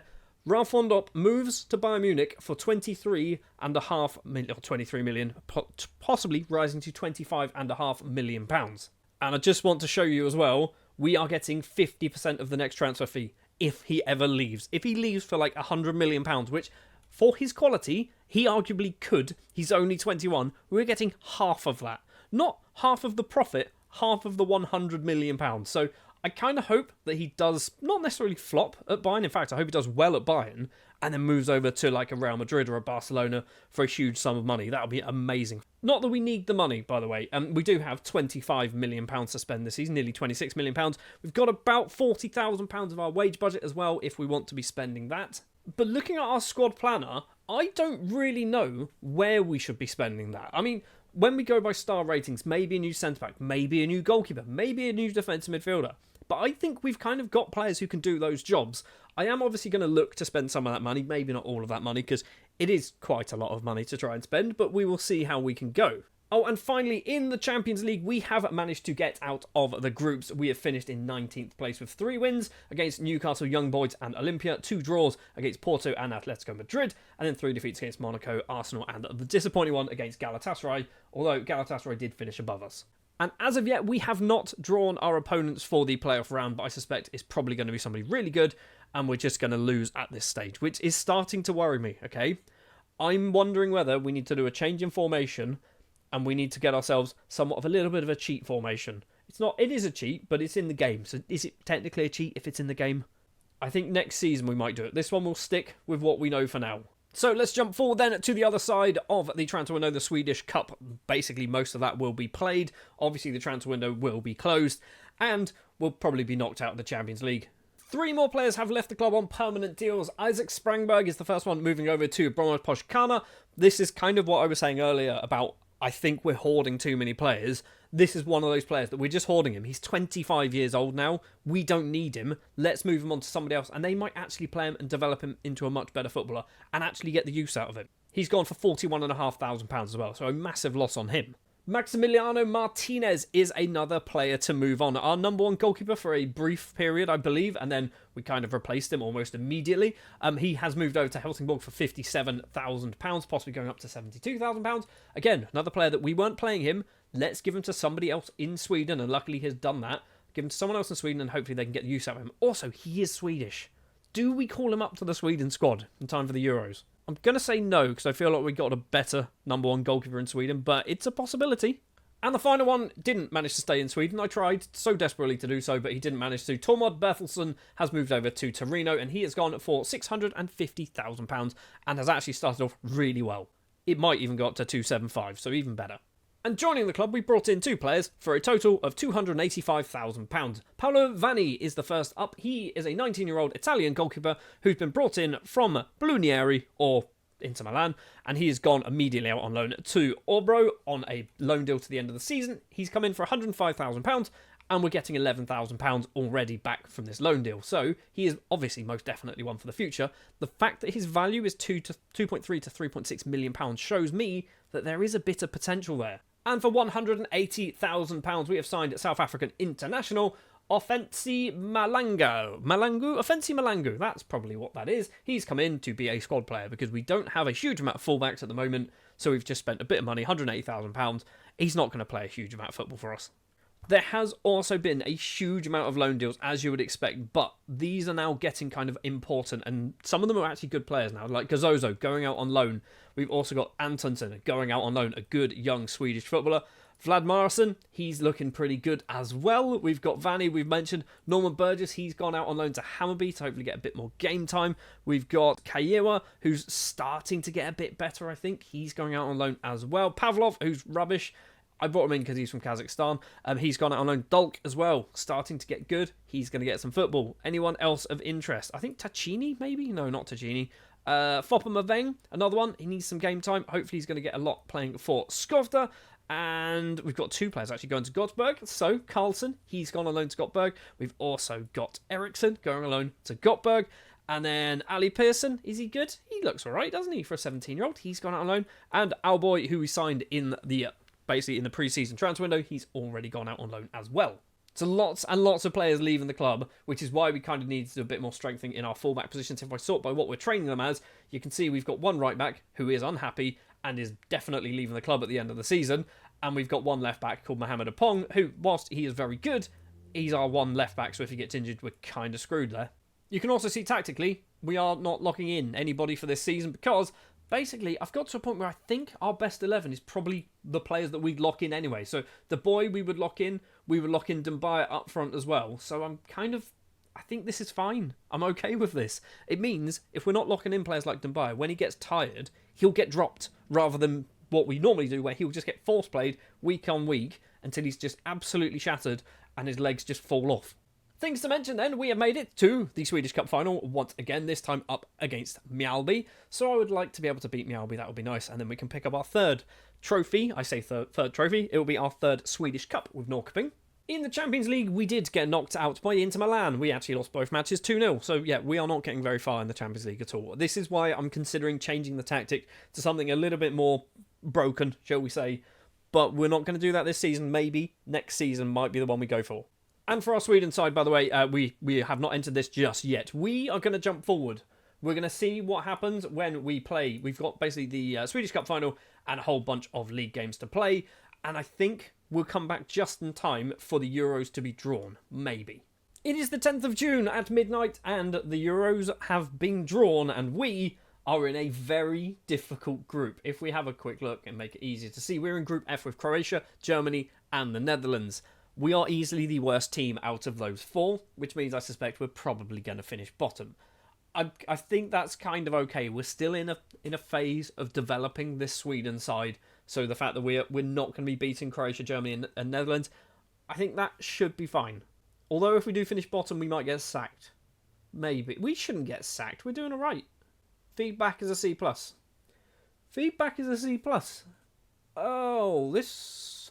We better hope we do well in the Euros. In other news, we are currently top of the Swedish Premier Division and we have won the Swedish Cup, beating Mjällby 3-0 in the final. Let's take a quick look to see who managed to pick up the goals in this one. It was Brown, Ishikawa and Fotso with the goal in the 70th minute to seal the deal. We absolutely battered them by the looks of it. They had 2 shots on target with an XG of 0.21, so they were probably from the halfway line. For our Euros then, we kick things off against Croatia in Cardiff, and then we're jumping up north to play at Ibrox and Hampden Park to play Netherlands and Germany. So a little bit of Wales, and then obviously a couple of matches in Scotland as well. So I think I'm kind of, if we do well here, if we beat Croatia, I'm kind of going to be a little less concerned with the Netherlands and Germany games, because if we beat Croatia and maybe finish third in the group, that's fine. So our Euros has kicked off not particularly well. A 2-2 draw against Croatia. Not awful. Obviously, we did manage to get a point from this, but this was the match that I thought if we were going to win one of them, this would be it. And that is because on the 18th of June, we played against the Netherlands, and we lose this one 1-0, which means we've got 1 point from a possible 6. We've got Germany still to play. Which started off so promising by the fact that we were 2-0 up after 45 minutes. In fact, at half-time we were 2-0 up, and then in the second half, we absolutely just capitulated, and we lost 4-2. It means we are out of the Euros. We could have finished in third place and qualified with 1 point if we didn't concede 4. If we conceded just 3 against Germany, we would have finished in third and probably qualified. But because we conceded 4 against Germany, we screwed it up. And looking at the performance feedback from the board, yes, it's an F. I think our time in charge of Sweden might be done. Anyway, we've now moved forward to the 7th of July. The transfer window is open for our Norrköping side. We have a lot of money to spend still, £27.5 million, and a fairly big chunk of our wage budget is also available. I don't know what we're going to do yet. I'm more concerned about our Sweden job, to be honest. So we are going to jump forward. No transfers have taken place just yet. I'm going to jump forward to the end of the transfer window, where we will hopefully have a whole bunch of new faces joining the club. Or, in 4 days' time, we'll be sacked as the manager of Sweden. We didn't win any... I say didn't win. We did win things. We won matches, but we didn't do very well at all. And I have been sacked. One silver lining. It's not a silver lining at all. Max Linden, who's my best friend in Sweden, apparently, he's also decided to leave the Sweden job as well. So he is stuck with me with Helsingborg, with Mjällby, with Norrköping, and the Sweden job. And every time I move, he wants to join me. So Max is a good buddy. Right, we jump forward to the 1st of September. The transfer window is closed. We've only got one job in mind now, and that is the Norrköping job. And we have brought in former Sweden #1 goalkeeper, Alfred Thorstensson. He has joined on a free transfer after his contract at Wolves, I believe, expired in the summer. I think he's a good player. He's come in as a backup as well, which is really good. For £1.7 million, we are starting to throw some money around. We have signed Igor Kovacic, who is a Serbian international right-winger signed from Partizan, who looks very, very good. 20 flair. I need to teach him how to do bicycle kicks. I mean, not me specifically, because I'll just pop a hip. But someone needs to teach him how to do them. For £2 million, we've spent too much money on Bruno Bentancur, who is a Uruguayan under-23 international with a lot of potential, hopefully. Although now I'm looking at him, I think this was too much money. We've done it. He's come into the club. His value is 2.8 to 4.4. So there is kind of a bit of hope that he might be good. But obviously, 19 years of age, he needs football. He's going to get that at Deg Fours this season. So we'll keep an eye on Bentancur for a couple of years and see how well he does. And for £2.7 million, we have brought in what I believe to be possibly our best player, and that is Ronnie Pena, a 22-year-old Ecuadorian central midfield with 46 caps and 6 goals to his name. He is not naturally trained in defensive midfield, but we are forcing him to train there, and he is learning it very, very quickly. I think Pena is going to be a superb footballer for us, and for £2.7 million, that is an absolute steal. And that's basically all the transfer business we've done. We've sorted this by date, so we've only loaned out 4 players. Bentancur being one of them, Luis Gomez being another. We signed him in the summer, I believe, or not the summer, the pre-season or last season. And yeah, he's complaining he's not getting football, so we've loaned him out to Mjällby. Bentancur, we know. Holst has gone out on loan to Trollhättan. And Ayala Fajardo, might be his name, has gone on loan to BK Häcken because he also wasn't getting any game time. Oh, and we are currently top of the Allsvenska by a fair distance. 9 points clear of second place Kalmar at the moment. 10 points clear of Helsingborg. 11 points clear of Mjällby. I feel like we are picking up our 3rd successive Allsvenska title. Oh, and in the Allsvenska, we are currently top of the table by a fair distance. 9 points clear of Kalmar. 10 points clear of Helsingborg. 11 points clear of Mjällby. I feel like we are about to pick up our 3rd successive Allsvenska title with Norrköping, and it is going to be our 5th in 6 years, which is kind of ridiculous, really. Oh, and I don't think I've mentioned this before, but they're building a new stadium as well. 32,093 capacity, apparently. They're just trying to find a site. It seems weird that they've designed the stadium without knowing where it's going to get built, but whatever. We'll just kind of deal with that. So hopefully, before our Building a Nation save ends, Norrköping will have a brand new stadium as well. So without further ado, let's jump forward to the end of the season, see how well things go. Obviously, we have got our Champions League draw. We should take a quick look at, see who are we playing in the Champions League. I imagine we're probably not going to do particularly well. So we've got Porto, Dinamo, Benfica, AC Milan, Rennes, Bruges, and then Villarreal and Liverpool. Actually, that's not too bad. I feel like we should beat Porto, Dinamo, Benfica, Rennes, Bruges, and Villarreal. It's Liverpool and AC Milan are the ones that I'm kind of concerned about. I think we could do well here. We're not going to, obviously, you know how this goes, but I think we could do well. Let's jump forward to the end of our regular season, see how well things go, and obviously we'll play these 6 Champions League games as well. Well, we have won the Swedish Premier Division by 20 points. I think this might be a record. Can we find out? Is it a record? 75 points is the most points of the season. We have broken records with Norrköping, this is good. It's also the most wins in a season as well. So, I mean, I'm happy with this. This has gone down very, very well. We've won the last 3 Allsvenska titles. And in the Champions League, we are currently sat 12th place. We have lost twice against AC Milan and Porto. I said AC Milan and Porto, I was probably a little bit too confident with. We've drawn against Benfica, another kind of probably a bit too confident that we can beat them. But we have beaten Bruges, Rennes and Dinamo. And not only have we beaten them, we've absolutely battered Dinamo and Rennes. We scored 6 past Rennes. So I think technically this season we have won the double, which I don't think we do too often. I don't think we win the double too often at all. We can probably find out, actually. If we go job history, is that the one? Yeah, so we've only won the double 3 times. So we won, obviously this season, we won it in our 3rd season with Norrköping, and also one of our later seasons, what's season 8? No, season 8 or 7 with Helsingborg. So we have won the double once again for our 3rd time. And I think we've now won a hell of a lot of trophies as well. Possibly achievement worthy. Just before we finished this season, Traslavina was our 4th top goal scorer. He scored 12 goals in all competitions.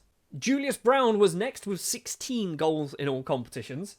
Kovacevic, considering he only joined in the summer, has also got 16 goals. He played 13 league games and scored 14 goals. This could have been an absolute genius masterclass signing for me.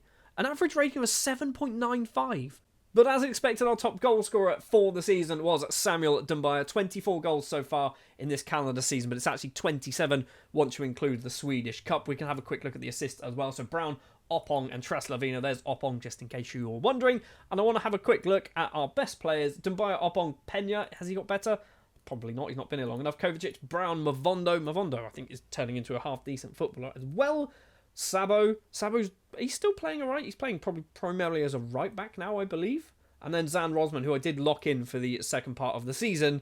And yeah, he's turning into a good footballer as well. A lot of these are wanted by big clubs and SH Port in China. So PSG want Rosman. I believe PSG also want Dumbaya. No, Porto want Dumbaya. Tansman is wanted by SH Port. Popov is wanted by SH Port. Maybe there's money back in China. I don't know. Akasu is wanted by BK Häcken. Maybe we do that one. That might be a player that we sell to BK Häcken because I don't think he's ever going to make it at our team, but he will certainly play a lot of football for Häcken. So that might happen over the winter transfer window. That's going to do it then for this season. We are just in charge of Norrköping. We've been sacked from Sweden.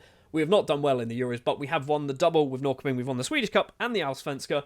And we've got a lot of money to spend next season, as we always do. We're doing well in the Champions League. And I might, just might, start to use a slightly broken tactic from the next season. We will see how things go. I think losing all of the matches and getting sacked as the Sweden manager might be the thing that's pushed me over the edge. Last season, from a Norrköping perspective, went very, very well. We were crowned champions once again. And in fact, if you look at the past winners, it is the third time in the last 3 years. It is the fifth time in the last 6 years. However, our time in charge of the Sweden national side came to a screeching halt as we got absolutely battered in the Euros of 2048. It means we have got 3 seasons left to play of this Building a Nation save, and we're probably not going to go back in charge of Sweden unless something absolutely catastrophic happens in the World Cup qualifiers, which probably isn't going to help us at all. On the 1st of February, the transfer window has opened, but so far we have done literally nothing. We have sold Daniel Johnson. He has gone over to IFK Gothenburg. He's gone on a free transfer because his contract expired. And basically, we kind of have slowly replaced him. He's not really played a huge amount for the last couple of seasons. He is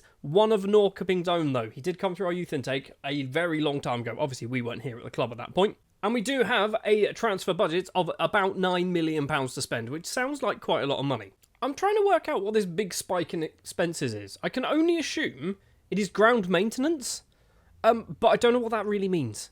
Oh wait, no, I do know what that means.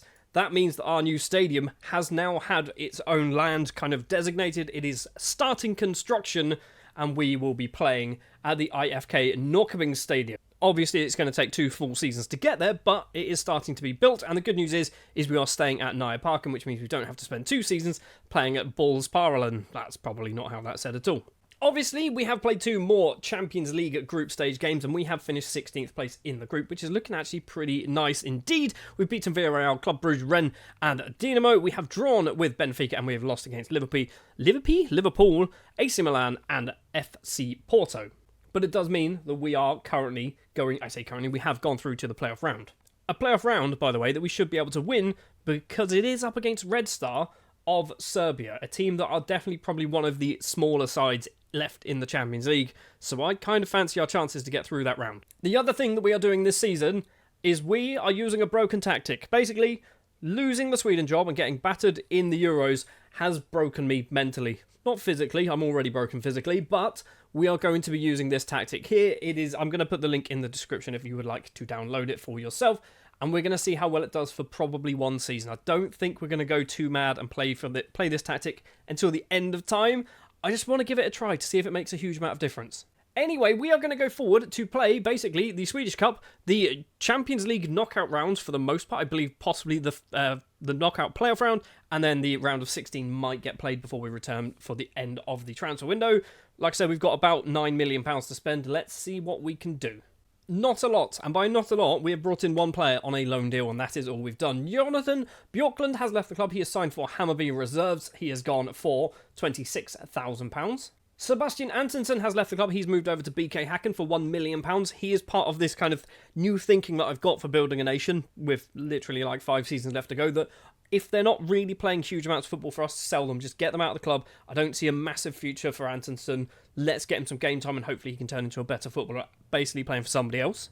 And very similar situation with Marvin Darivlad Marison. He has moved over to Kalmar for, I believe, 1.3 million, possibly going up to 1.3. There you go. He's actually not a terrible footballer, so hopefully he goes there, gets some game time. Obviously, he's Icelandic, so he's not going to really kind of count toward the whole Building a Nation. But if he can make Kalmar a decent side and get them into like the Euros, into like the Europa League, Champions League, things like that, then it's a win-win for everyone. And joining the club, on loan from Barcelona, is Javier Gotti. He is a Spanish left-winger and striker. He's had a little bit of a time. He's spent time at Atletico Bilbao, Numancia, that might be the name. Moved over to Barcelona for 39 million pounds. I can't speak today, can I? And we've loaned him in for 1.1 million pounds. Yes, we can buy him optionally for 42.5 million pounds. It's not happening because, first of all, we're probably never going to have 42.5 million pounds in our bank balance. Also, he's definitely not worth that. He's 2.5-star current ability. Other things that you're probably interested in, so Swedish Cup, we have made it all the way to the final. We're going to be playing up against BK Häcken. We are starting to win this a bit more, maybe. We have been in the last 6 finals. This will make it final number 7, and currently we've got a 50% win ratio. So if we can get past BK Häcken, make it 4 wins out of 7, 3 defeats out of 7, it's going to look a little bit better. It's still not good. And the other thing is, with this new formation, we have managed to cruise past Red Star of Serbia, winning 7-0 on aggregate into the round of 16, an 8-0 victory on aggregate against Köln, which means in the quarterfinal we have PSG. This is going to be the toughest test of this formation, see how well it actually gets on. But we've managed to get past arguably 2 winnable games anyway. The Köln match, I would have said we should be good enough to win that, even if we didn't play this change of tactic. And just in case you want to have a look, this is how the Swedish Cup has currently played out. So we beat Örebro 4-2, a 7-0 win and a 4-0 win.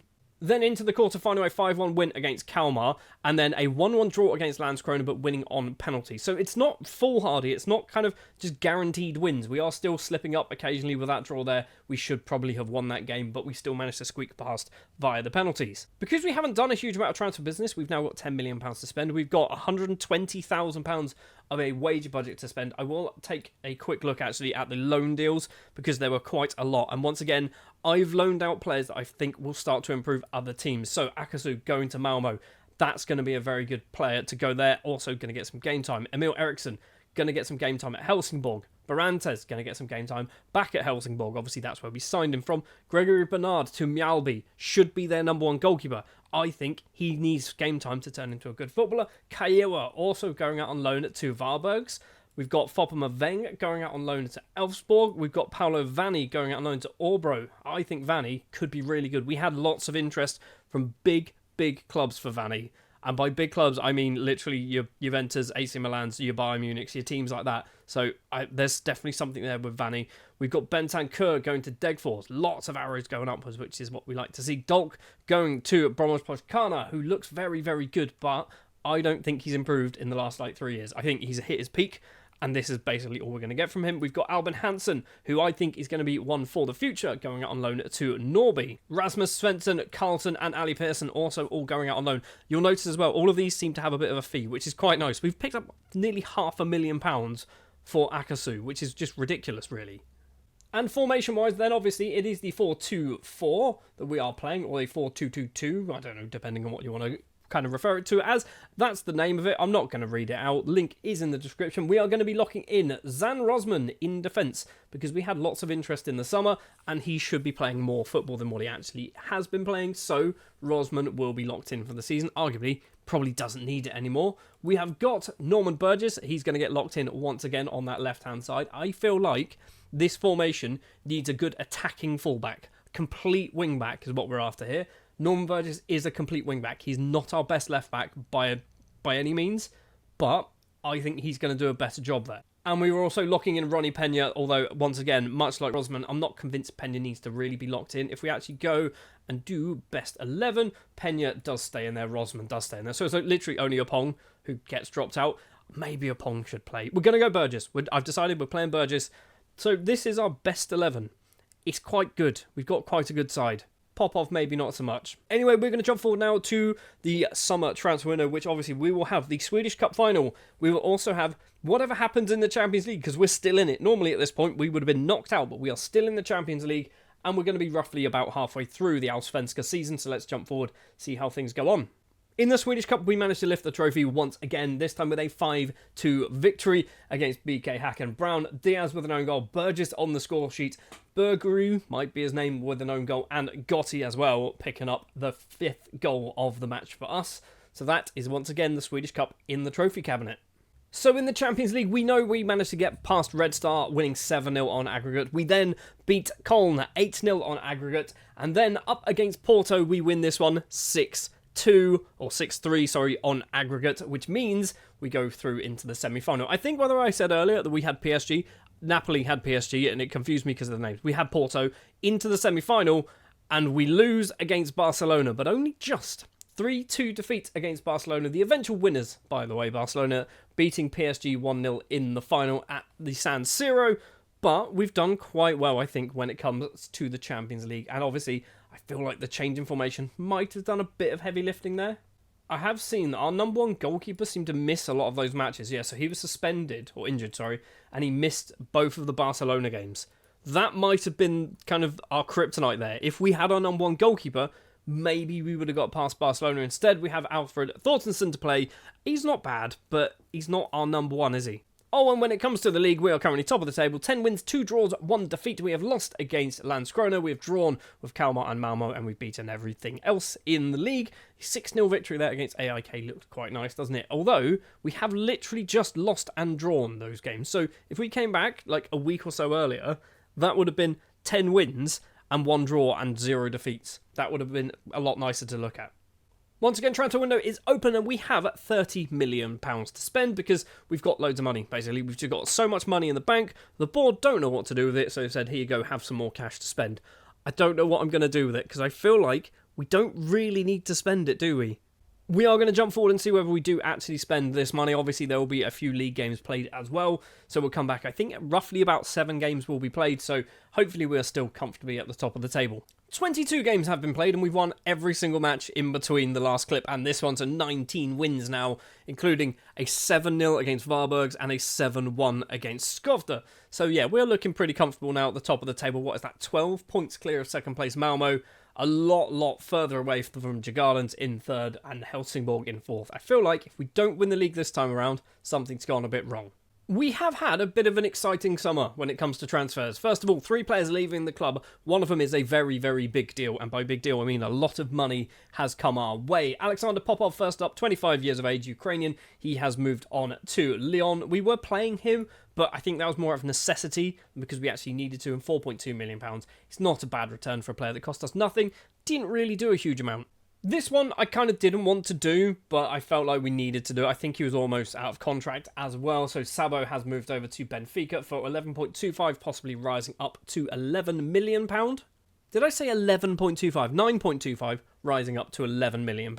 And finally, I wasn't too keen on this one either, but the money was just too good in our favour, and we did add in the 50% sell-on in there as well. So Mohamed Tansman has gone over to Liverpool. It's about 25 million in total, 22.5 up front.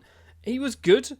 I don't think he's 25 million pound good. He's still only 23, so he could be 25 million pound good in a few years' time. But the good news as well, obviously, we do have that 50% sell-on in there, which means if he does go for a lot of money, we're getting half of that. Not half of the profit, half of all the money.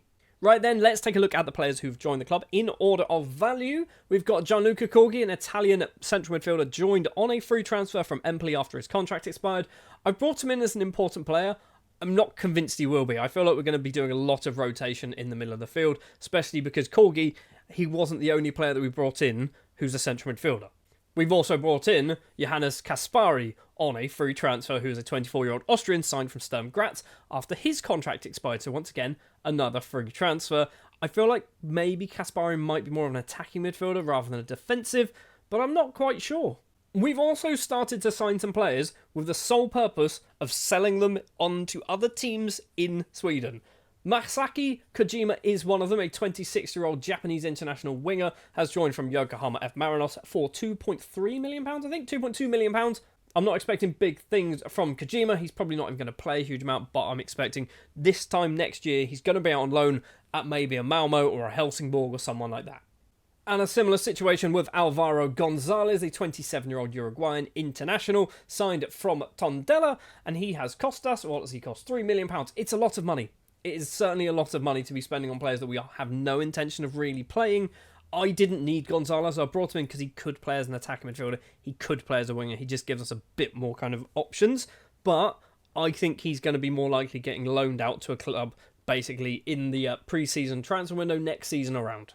And we have also spent big money on a couple of players. And big money for us as a club, not big money in terms of real, actual money. Javier Villa is a 22-year-old Mexican international striker who hasn't scored a goal for the Mexico national side. He is joined from Chivas for £6.75 million. I think we've got ourselves a good player. I brought him in because obviously we now play 2 strikers, at least this season we're playing 2 strikers, and we didn't really have a good backup or secondary striker. Villa will be that secondary striker alongside Dembaya. And I felt like the thing that was letting us down was in defence. We don't have particularly amazing centre-backs. We do have some good centre-backs, but the problem is they get good playing for us and then they move on. I wanted to bring in somebody who's good already, and hopefully they're quite happy to stay here, even if there is a bit of interest from some slightly bigger teams. So Vangelis, maybe, could be his name, 23-year-old Brazilian under-20 international, signed from ATP, which is Atletico Paranaense, maybe, could be their name, probably not how it's pronounced either, for £12.75 million. I believe that is a record for us. It does look like it, doesn't it? So £12.726 million, apparently, for Vangelis. Ronnie Pena was the last season's big signing. It's actually Galvantino was not most at £4.5 million. So we've actually smashed our record transfer a few times over this summer window. Well, twice, technically. Also, if we have a quick look, we need to scroll down here. We have loaned out a few people as well. So Luis Gomez going to Djurgårdens. We've loaned out Nezovic to Vasalund. We've loaned out Wasame to Orbro. We've loaned out Malangu to Djurgårdens. And Bernard and Bakura have gone out on loan to Bromwich Pochkana. Bernard was out on loan at Mjällby, and then he wasn't playing. I think he got injured, and then another goalkeeper came in, and then he couldn't get back into the side. So we've recalled him and loaned him out somewhere else. We're also obviously in the Champions League, and the fixtures have been drawn. And I think we've got ourselves a pretty decent set of fixtures for the group. So Frankfurt, Rennes, Benfica, Porto and Sturm Graz are matches I think we should be good enough to win. Liverpool, arguably not. Dortmund and Chelsea, maybe not good enough to win those either. But hopefully, within the first 1, 2, 3, 4, 5, 6 games, we should have enough points to secure playoffs without even having to worry about the final 2 group games. One thing I do want to check is what is happening with our coefficients. So we're currently 8th place, which means that's not the right place. 8th place, which means we've got one team straight into the league and one team into the qualifiers, which is fair enough. But I think because we've had a pretty decent season last year, if we have another decent season this time around, we could climb. See, already we are climbing up from 8th to 7th. If we could climb up to 6th, that would be amazing. That would be really good, because 2 teams directly in the Champions League would be really, really good for us. But obviously, we need to wait, see how well things go this season. When it comes to tactics, we're not changing anything at all. So Rosman keeps his place, Burgess keeps his place, and Pena keeps his place. Burgess, by the way, has 15 assists in all competitions. I feel like I'm kind of weirdly justified playing him there. If I played Oppong, maybe Oppong would have had 30 assists. I don't know. But the fact that Burgess has 15, that's pretty good. Well, one last thing to do this season then, and that is to jump to the end of the year, see how well we've done in the league. We obviously should have won the league, and we need to kind of keep an eye on what's going on in the Champions League, because I want to be basically into the playoffs by the time this season finishes. First off then, in the league, all we have managed to do between the last clip and now is we've drawn 2 matches and then won everything else. We've lost 1 match all season, 79 points, which I feel like is a record. It is a record for the most points in a season. It's also a record for the most league wins at 25 league wins. That's pretty good. And it means that we're also champions for 6 times in the last 7 seasons. In the Champions League, it's not going well. We have to scroll really to see us. We have beaten Frankfurt 1-0, 3-2, sorry. We have drawn with Liverpool, and we've lost against Sturm Graz, we've lost against Porto, lost against Benfica, and lost against Rennes.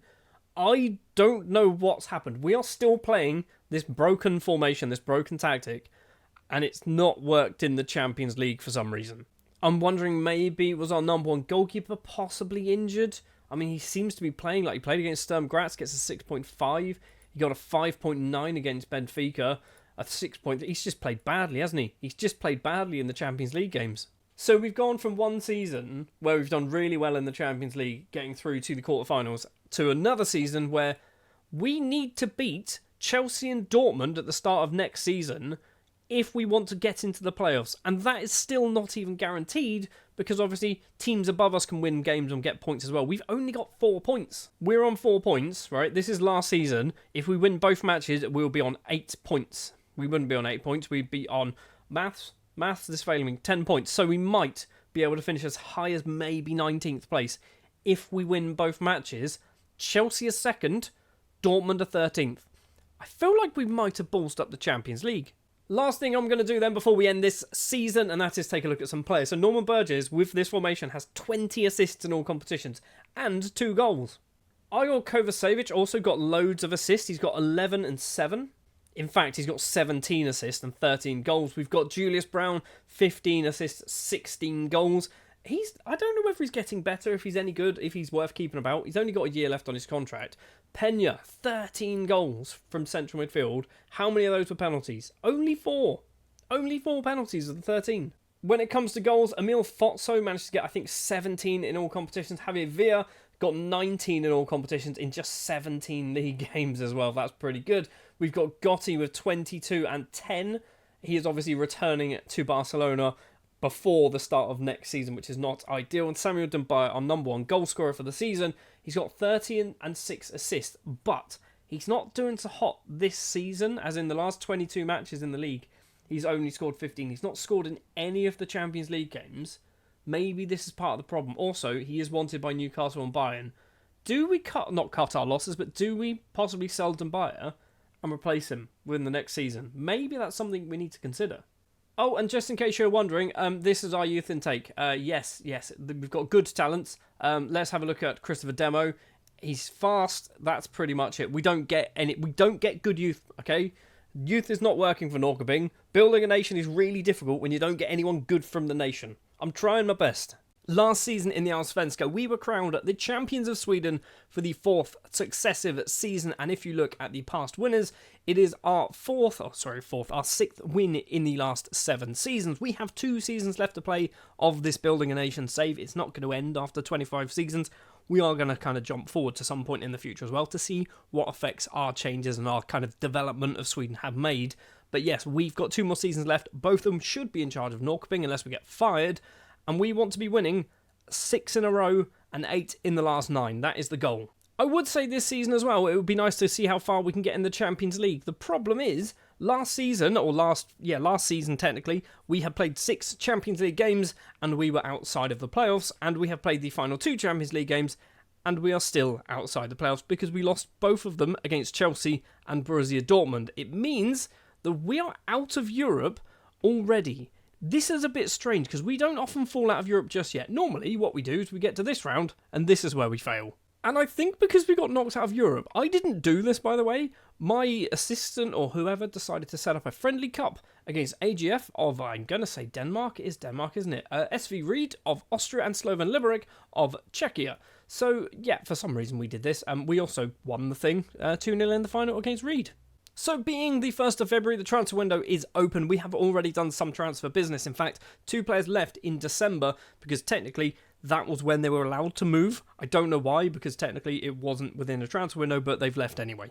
And they were both out on loan last season, which I think might have been why they were allowed to move in December. It is Barantes. He has moved over to Helsingborg on a permanent deal for £800,000. So he's returned back to the club we brought him from, and we only paid £550,000. Saying that, we signed him from Djurgården. He was on loan at Helsingborg.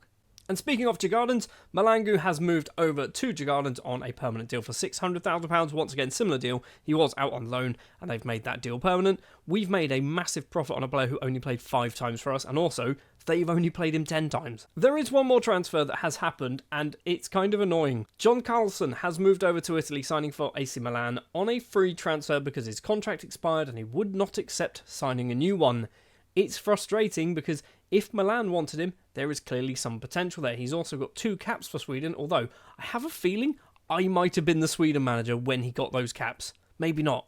Maybe? No, surely not. No, we weren't in charge then at all. Anyway, like I was saying, John Carlson moving over to Milan on a free transfer. It's kind of annoying, but I guess in a way it's good because we know we've got a decent Swedish footballer for the next maybe 10 or so years who can hopefully do well when it comes to actually playing matches for the Sweden national side. We've got a whopping £17.7 million transfer budget to spend. I don't know what we're going to do this season. I feel like one season, maybe this season, maybe next season, we are going to go big and spend all of our money, and we're probably going to do installments and all sorts of things. We're going to spend £100 million in a transfer window.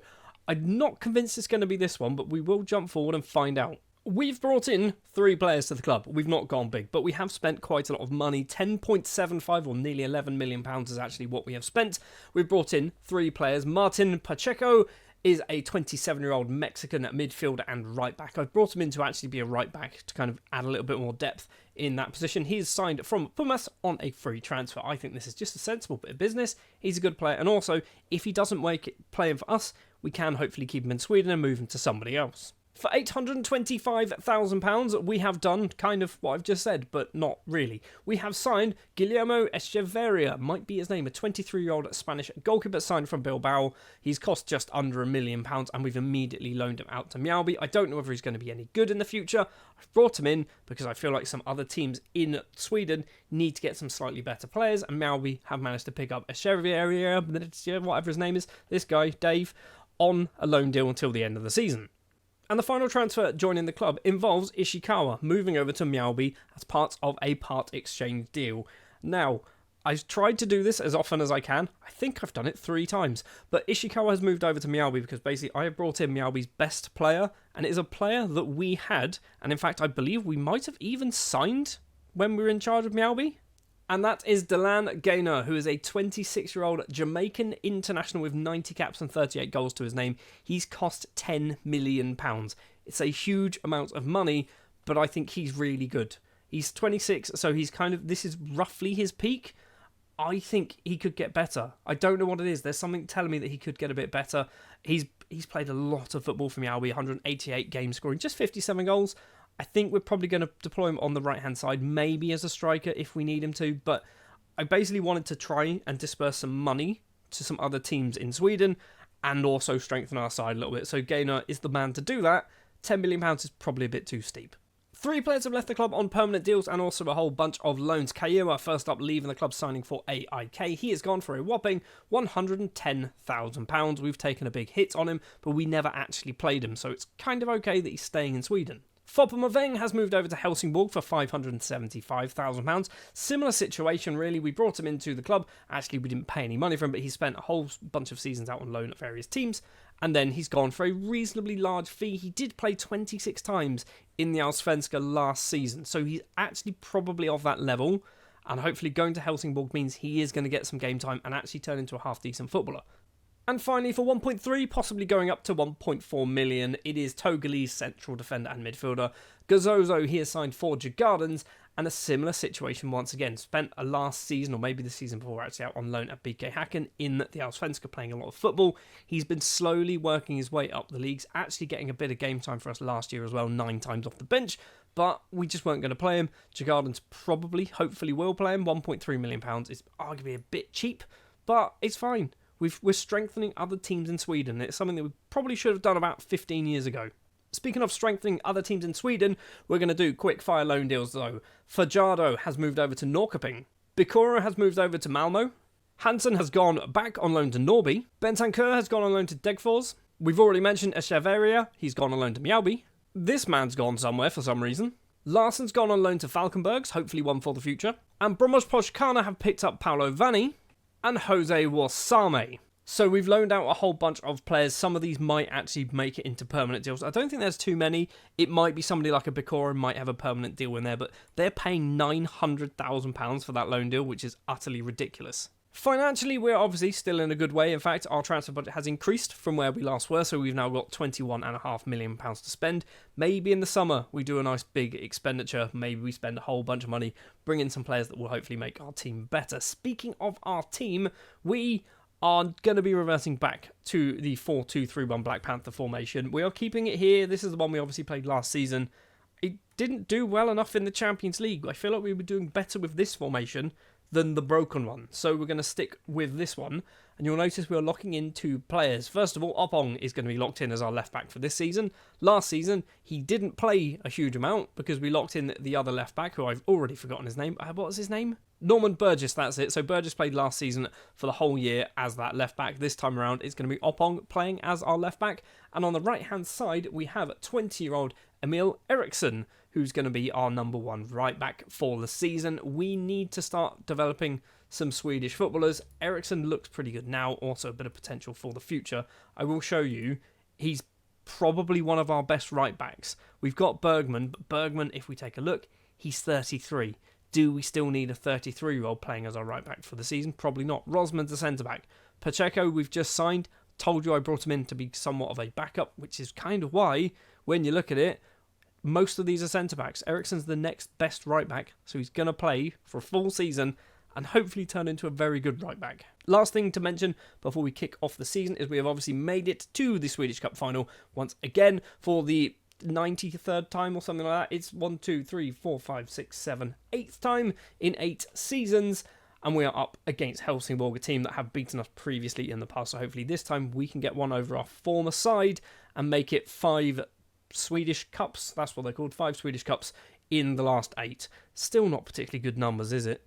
So we are now at the start of July, but on the 12th of May, we did manage to beat our former side, Helsingborg, 4-0 in the final. Goals from Galvantino, Gainer, Villa and Gonzalez with the goals in the match, meaning we absolutely battered them. And we did win the Swedish Cup once again.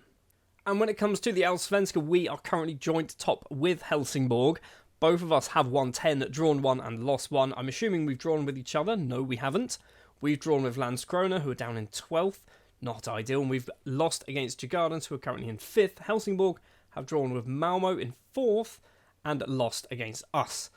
I've just seen the top goal scorer in the Swedish league as well at the moment is Peter Eriksson, a player who I'm pretty sure I intentionally did this. I got rid of him because I thought we're not playing him. He's moved over to Varbergs and now Kalmar, and he's actually scoring a lot of goals, so fair play.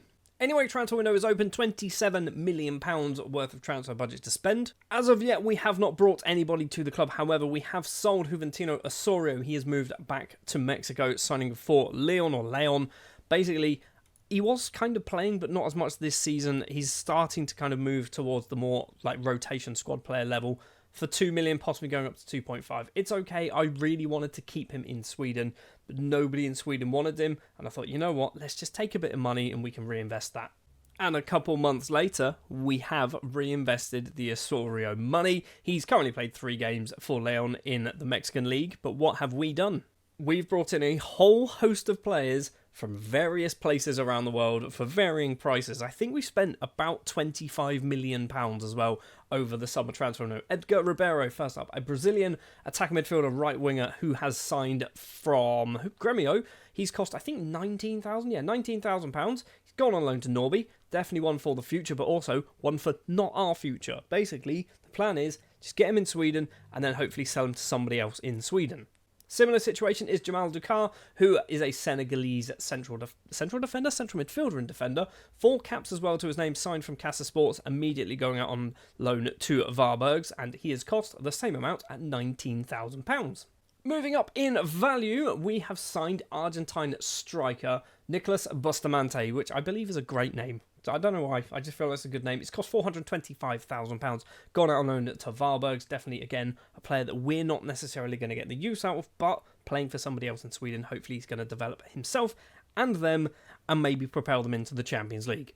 And we're not done with buying players on relatively cheap deals and then immediately loaning them out. Kieran Reddy is next up, signed from Manchester United, gone out on loan to Hamby. He's cost £725,000. And basically, I think he's actually quite good. My coaches and things sort of thought that he should be good enough to play for us at times, which, fair enough. And the last player to join, who is a player who is going to be basically playing for somebody else, in theory, is Clement Busser, an 18-year-old French central midfielder signed from Monaco. He's cost, I believe, £1.1 million. Not a huge amount of money. Definitely one for the future, like I said. Looking at his numbers, basically, I looked at the mentals and went, they were all right. He's got some reasonable first touches and stuff like that as well. So let's bring him in. We've got money to spend. So I'm not too fussed about wasting a bit of cash. If he turns out to be an average footballer, he can play for a Mjällby or a Varbergs or a Kalmar or somebody like that and hopefully do a job for them over the next probably 20 years. 20 years, he's not going to retire when he's 38. He might retire when he's 38. It's not just players, though, that we've brought for other teams, although technically this one we have. It is Germod Ilhen Hansen? Sure, that's his name. A Norwegian international goalkeeper with 1 cap to his name, signed from Molde and immediately sent back on loan to Molde. I didn't want to bring him into the club and then try and loan him out to Sweden just in case nobody took him. So I thought, you know what, play for the rest of the season for Molde. They're in the Champions League, so he's going to be playing at a decent level of football. He has cost a lot of money. He's cost £7 million, possibly going up to £8 million, but I think he is going to be a superb goalkeeper for us in maybe 1 or 2 seasons. He might be our number 1 next season. We don't know. And I'm not sure whether this is our most expensive signing. I feel like it probably is, but £13 million has brought us Roland Adlon, who's a 23-year-old Austrian left winger with just 1 cap to his name, signed from RB Salzburg. And I basically went, you know what? Every transfer window, I'm not necessarily sticking to this because there's only 3 left, or 2 left now, technically. I'm going to buy one player who's just really, really good for the position that we play, and I'm not really too fussed about how much money he's going to cost. Adlon is apparently only a 3-star current ability player, but we play an inside forward on attack, and he's got all the numbers in the right places, so I'm kind of okay with this. It's only passing and finishing that kind of lets him down, but he's still on 12s. That's fine. Yes, he has cost £13 million, which is arguably a little bit on the steep side, but I think we've got ourselves a very good footballer who's arguably not world class, but he's certainly European class. He's definitely one of the better players in football.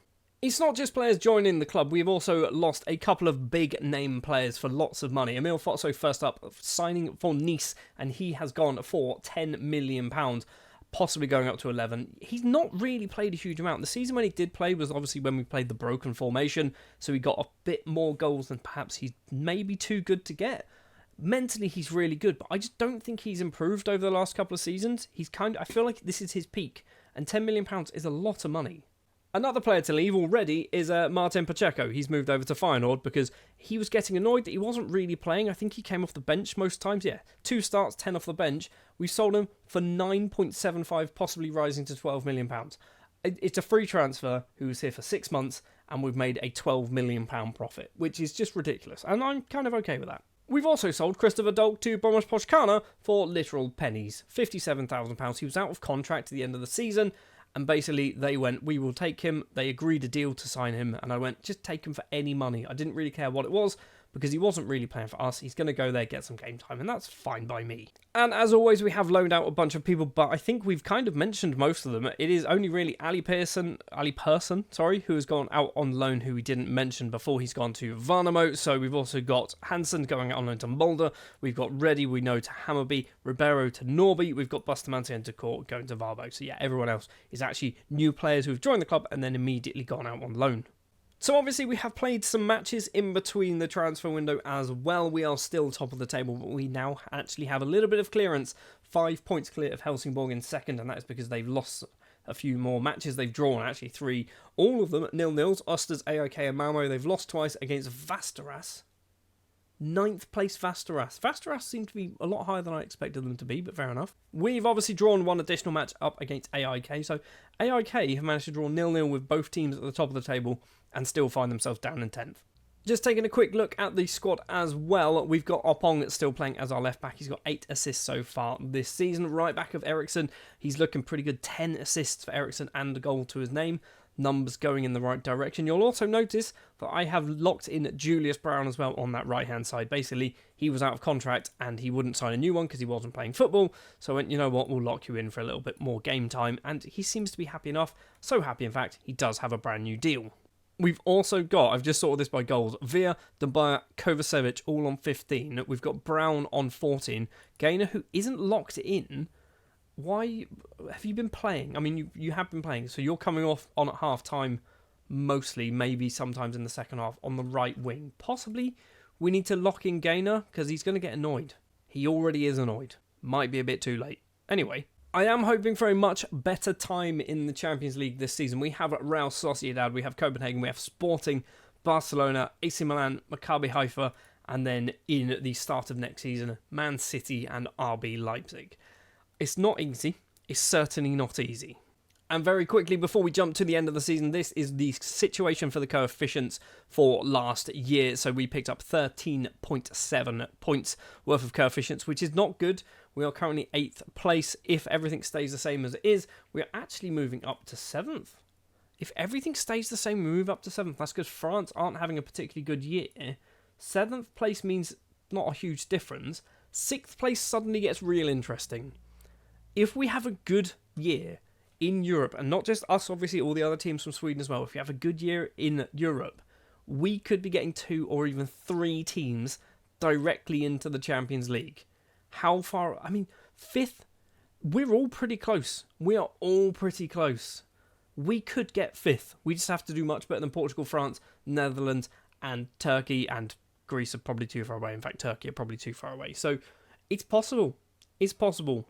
Let's jump forward, see how well things go Are we going to win the league for the 29th time in a row?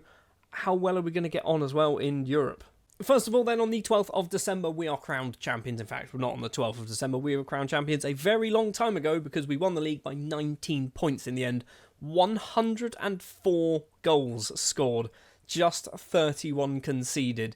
Only one defeat, only one more draw, which was a 6. Was it one more or 2 more draws? I think we drew with Hammarby and then a 6-6 draw with Kalmar. That's ridiculous. But the huge news is so far after 6 Champions League games, we are currently sat 2nd place in the table. We've lost once against AC Milan, which means we have beaten Maccabi Haifa, Barcelona, Sporting Copenhagen, and Real Sociedad. We are arguably going to be going through in the top 8 at this rate. We've obviously got 2 more matches to play, which, if I remember correctly, was Man City and it was an RB Leipzig, possibly. So City's obviously going to be tough. Leipzig, maybe we can win. I mean, we've beaten Barcelona. If you beat Barcelona, arguably, you could beat most teams in the world, can't you? I do just want to have a look to see what that's done to our coefficient. So already, we're on an 8.2, which means if we sort by next season, that's not what we want to see. Sort by next season, and then we press this. So currently, we are sat between Netherlands and France. We will move up to 7th place. So still not a lot of movement. But I imagine some of the other teams as well from Sweden are not doing too terribly in Europe. Have we got anyone else in the Champions League? No, we do not. We've got Helsingborg and Malmo in the Europa League. Helsingborg have beaten AEK and Adana, drawn with Basel, and lost against Lazio and Estoril. And then we've got Malmo beating Panathinaikos. 2 draws against Rakow and HJK, and defeats against Dinamo and Bilbao. And then Europa Conference League, I feel like we should have 3 teams here. We've only got 2. Djurgården's a 4th though. 2 wins. Budoknost and Dynamo, I'm not even sure who that is. I can't remember where they're from. Albania, I want to say, for some reason. They've also drawn, though. These are not good draws. They've not lost, which is a good thing. And we've got AIK beating Legia, 2 draws against Slavia Prague and CSKA Sofia, and then a defeat against Eupen. Oh, Djurgården's fixtures there seem so much easier, right? Those 4 fixtures are so much easier than what AIK had. Anyway, not that we don't care about what's going on with the other teams in Europe. We obviously need to do well ourselves, and we have started off the campaign very, very strongly. I think we should be good enough to finish between 1st and 8th in this table. 1 win, basically. 1 win against City or against Leipzig, and we'll be there. I do just want to have a very quick look at the stats for the team, though. So 3 players scoring 20 goals or more. Dumbaya scoring 21. He's got 15 in the league. He's wanted. I'm still contemplating whether we do this. Man City want him. If we can extort them for like 40, 50 million pounds, I might do that. Kovacevic with 23, 18 of them coming in the league. And then we've also got Villa, who scored a lot of goals as well, and 16 of them coming in the league. So lots and lots of goals. Julius Brown as well getting 17, 12 for Adlon. 10 goals for Gainer, but he's only started 4 matches. And then sorting by assists, we've got Kovacevic, we've got Oppong, and we've got Eriksson. So how good has Oppong done? I feel like he's just better, isn't he? He's just better than Burgess. I feel like playing Burgess for a season maybe wasn't the best idea. And then Emil Eriksson playing on the right-hand side, his first real season play for us. He's done very well. 16 assists, 13 of them coming in the league. In fact, 18 assists because 2 of them came in the Swedish Cup last season. So as we're about to enter the final season, we have £40 million to spend. Do we do it? Do we just spend huge amounts of money next season? A next season, by the way, that will see us move into the IFK Norrköping Stadium, which should have been completed by now, but it's been delayed by 2 or 3 months, which means we're not going to move in until the 3rd of March. I believe that means we're basically going to miss half of the Champions League knockout phases. I say half, all of the Champions League knockout phases, because we'll probably get knocked out in the first one, but still, we are not going to play Champions League football in this stadium this season, but we should play the entirety of the actual Swedish Premier Division in the Norrköping Stadium next season, which is a 32,000 capacity stadium, so you never know, next year I might even ask them to expand it. It's the start of the final season of our Building a Nation save with Norrköping, and you can see there has been a massive, massive spike in our transfer budget, our budget in general, and our income. And that is because already on the 1st of February, we have sold a lot of players for a lot of money. Before we get into that though, last season we were obviously crowned champions of Sweden for the 5th time in a row. Can we make it 6? Yes is the answer, and I don't know what's going to happen right now, but I feel like we should be good enough to make it 6 out of 6. We also won the Swedish Cup. Can we make it 4 wins out of the last 4? I feel like we should be able to. I feel like now, at this point with this Norrköping side, if we were to do it for another 10 or so seasons, literally all we would be doing would be trying to do well in Europe. We should be good enough to absolutely dominate the Swedish leagues now. And speaking of Europe, we've dropped down to 15th. If you remember, end of last season, we were actually sat 2nd place in the table. We have played 2 more matches and lost both of them against Leipzig and Man City. It means we have dropped down to 15th, but we are still comfortably qualified for the playoffs. A playoffs, by the way, that we don't know who we're up against. Right, let's talk about transfers. 5 players have left the club already on the 1st of February. Bentancur has moved over to Elfsborg because his loan deal at Degerfors was actually quite successful. He's gone for £575,000. A massive loss, but keeps him in Sweden. For £3.2 million, possibly going up to £4 million, Gonzalez has moved over to Guangzhou in China. Yes, does not keep him in Sweden, but basically, I just don't think he was good enough anymore, and we've got a decent amount of money for a player who was 28. And now the numbers start getting a bit ridiculous. Rafael Galvantino, the 26-year-old Portuguese defence midfielder with 8 caps to his name, has moved back over to his native Portugal, signing for Sporting for 11.25, possibly rising to 12.25 million. Zan Rosman has moved over to AC Milan for £25 million flat, but there is a 50% sell-on in there for Rosman, so if he does move on in the future and he's currently valued at £114 million, we'd get, quick maths in my head, £57 million out of that. If that was the fee, that's a lot of money to get, and he's not even the most expensive player to leave the club. That would be Emil Eriksson, who has moved over to RB Leipzig, the team that has just beaten us. He's gone for £26.5 million, possibly rising to £33 million. The one season that he played for us last season apparently was so good that Leipzig needed to sign him, so we probably need to bring in a new right-back. We haven't done that just yet, but we have brought in a defensive midfielder in the shape of Jaroslav Varady, 22-year-old Czech international with 24 caps to his name, signed from Baník Ostrava. Technically he can play right back, but that's not really why we've brought him to the club. He's cost £9.25 million. We're spending big money this season. I've decided we're spending all of our transfer budget. Also, the board has told me that I need to do that as well, so, I'm kind of forced to do this. We've also signed central defender Christian Nongo, a 27-year-old Spanish under-21 international, not actually played for the full Spanish national side. He's joined for £15.5 million from Malaga, formerly of Real Madrid. Never really got too much game time playing for Real Madrid, but did play a lot for Malaga in the second division in Spain. Probably too much money, but I think he's probably one of our best centre-backs now. And that is the transfer business so far. But jumping back to the finances, we do have £85 million still to spend. So we're probably going to have to try and spend that. I don't know what we're going to spend it on, okay? I can't physically bring myself to spend £50 million on one player. So chances are we're going to jump forward in a minute and we're going to see that we've brought in 19 players, all for around £4 million each. Something else I completely forgot to mention as well. I think this happened maybe through January. I'm not quite sure. It might have actually happened last season, but I think it actually happened in January. Ralph Fondop, who we sold to Bayern Munich with a 50% sell-on, moved over to Liverpool for £101 million, which meant we also got £50.5 million from that. It also explains why we've got £131 million in the bank.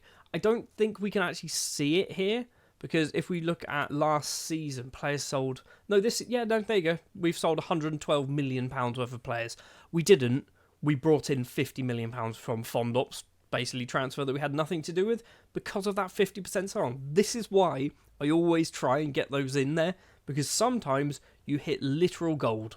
Anyway, let's jump forward then to the end of the transfer window. Are we going to spend all of our money? Probably not, but we're going to give it a damn good try. When I said we'd give it a damn good try, we spent like £4 million. The summer's going to be interesting. Stick around for the summer. We have loaned in Josene Glesse, a 23-year-old Brazilian right-back, on loan. He is joined from Atletico Madrid, but he will be joining permanently at the end of the season. But let's face it, we're not going to be here at that point. We've also spent £3.5 million on Sami Castan, a 27-year-old French right-back. He's been signed from Villarreal. Basically, I needed a new right-back and then went, oh, he's pretty good, and also loaned in the other guy at the same time and went, we've just brought in 2 right-backs. Arguably, the loan one, don't need him. Leaving the club then, Luis Akasu has left the club, signing for Malmo on a permanent deal for $975,000, possibly going up to $1.1 million. Went out on loan last season, played a lot of football, and basically we just aren't going to play him. So, you know what? Let's just sell him, cash in, get some money. Hopefully he can play well for Malmo, get some good game time playing in Europe or developing and getting them into Europe. You know the deal. And now it's time for the loan deal roundup. So Bussa has gone out on loan to Varnamo. Bustamante has gone out on loan to Osters. Reddy has moved over to BK Häcken. Jamal Dukar has gone on loan to Varbergs. Echeverria has gone out on loan to Helsingborgs. Gregory Bernard has gone to Mjällby. Kojima has also gone on loan to Mjällby. Albin Hansen has decided to not go to Norrby for a third successive season. He's moved over to Osters. Ilan Hansen has gone on loan to Helsingborg. Ali Pearson has gone to Hammarby. Edgar Ribeiro has gone to Varnamo. Ali Mohammed has gone on loan to Oddwald. Sami Alboy has gone on loan to Hammarby. Alexander Larsson has gone to Gothenburg. This man who has no future at football has gone to Luxtra. And Jose Wasame has gone on loan to Hammarby as well. Lots and lots of loan deals. The one that I'm most intrigued by is Ilan Hansen going on loan to Helsingborg. Getting some game time there will be very, very useful for him. I'm worried that I've accidentally loaned 2 goalkeepers to like one team. We have, yep, it's Helsingborg, isn't it? So yeah, Echeverria and Hansen. I might recall you in the summer because you're definitely not going to be getting game time, and I kind of want you playing. So yeah, lots and lots of business has obviously taken place, but we do still have £82 million to spend, £140 million in the bank. Just taking a quick jump over, we are now in our brand new stadium for our final season at the club, 32,093-seater stadium, which is lovely. What isn't lovely, however, is we've been knocked out of the Swedish Cup at the semi-finals on penalties, a 3-3 draw against Helsingborg, and then losing on penalties, which means not only are we not going to win it, but it's also the first final we haven't been in since 2037-38. It's now 2047. So some other things that have been going on, obviously the Champions League. We started off in the playoffs against Feyenoord, beating them eventually 6-2 on aggregate, setting up a round of 16 tie against PSG that we won 3-1 on aggregate. It means we have made it to the quarter-final up against Real Madrid. We are quite obviously the smallest team in this competition. However, the big thing that I'm liking about this is if we jump back to the knockout round, we won both matches. Against Norrköping, against Feyenoord, we won both matches. That is coefficient points against a nation who we are battling. We are battling, if I remember correctly, it is the Netherlands, it is France, and it is Turkey, possibly, I'm not quite sure. We then play PSG, France, another team that we have effectively stolen coefficient points from a rival. Real Madrid is going to be tough, okay? I'm not going to lie to you, I feel like that's where we're going to fall over, but massive, massive coefficient gains for us. Just want to jump down to the Europa League. So it does not look like any of the Swedish sides have managed to get particularly far in the Europa League. In the Europa Conference League, anyone still in it? Midtjylland, Applewell, Sevilla, Djurgårdens are still in it. That is also good to see. So they beat Osijek, absolutely battered Osijek by the looks of it. And I don't think they played. Oh, they did. They beat St. Gallen of Switzerland. I know it's early days, but I really want to see this. So 15.4, we're losing an 11. What does that mean? We're still only moving up one place at the moment. Still, we do have at least 4 more matches to play in the Champions League and the Europa Conference League. Maybe even the Europa League as well. I'm just not seeing it.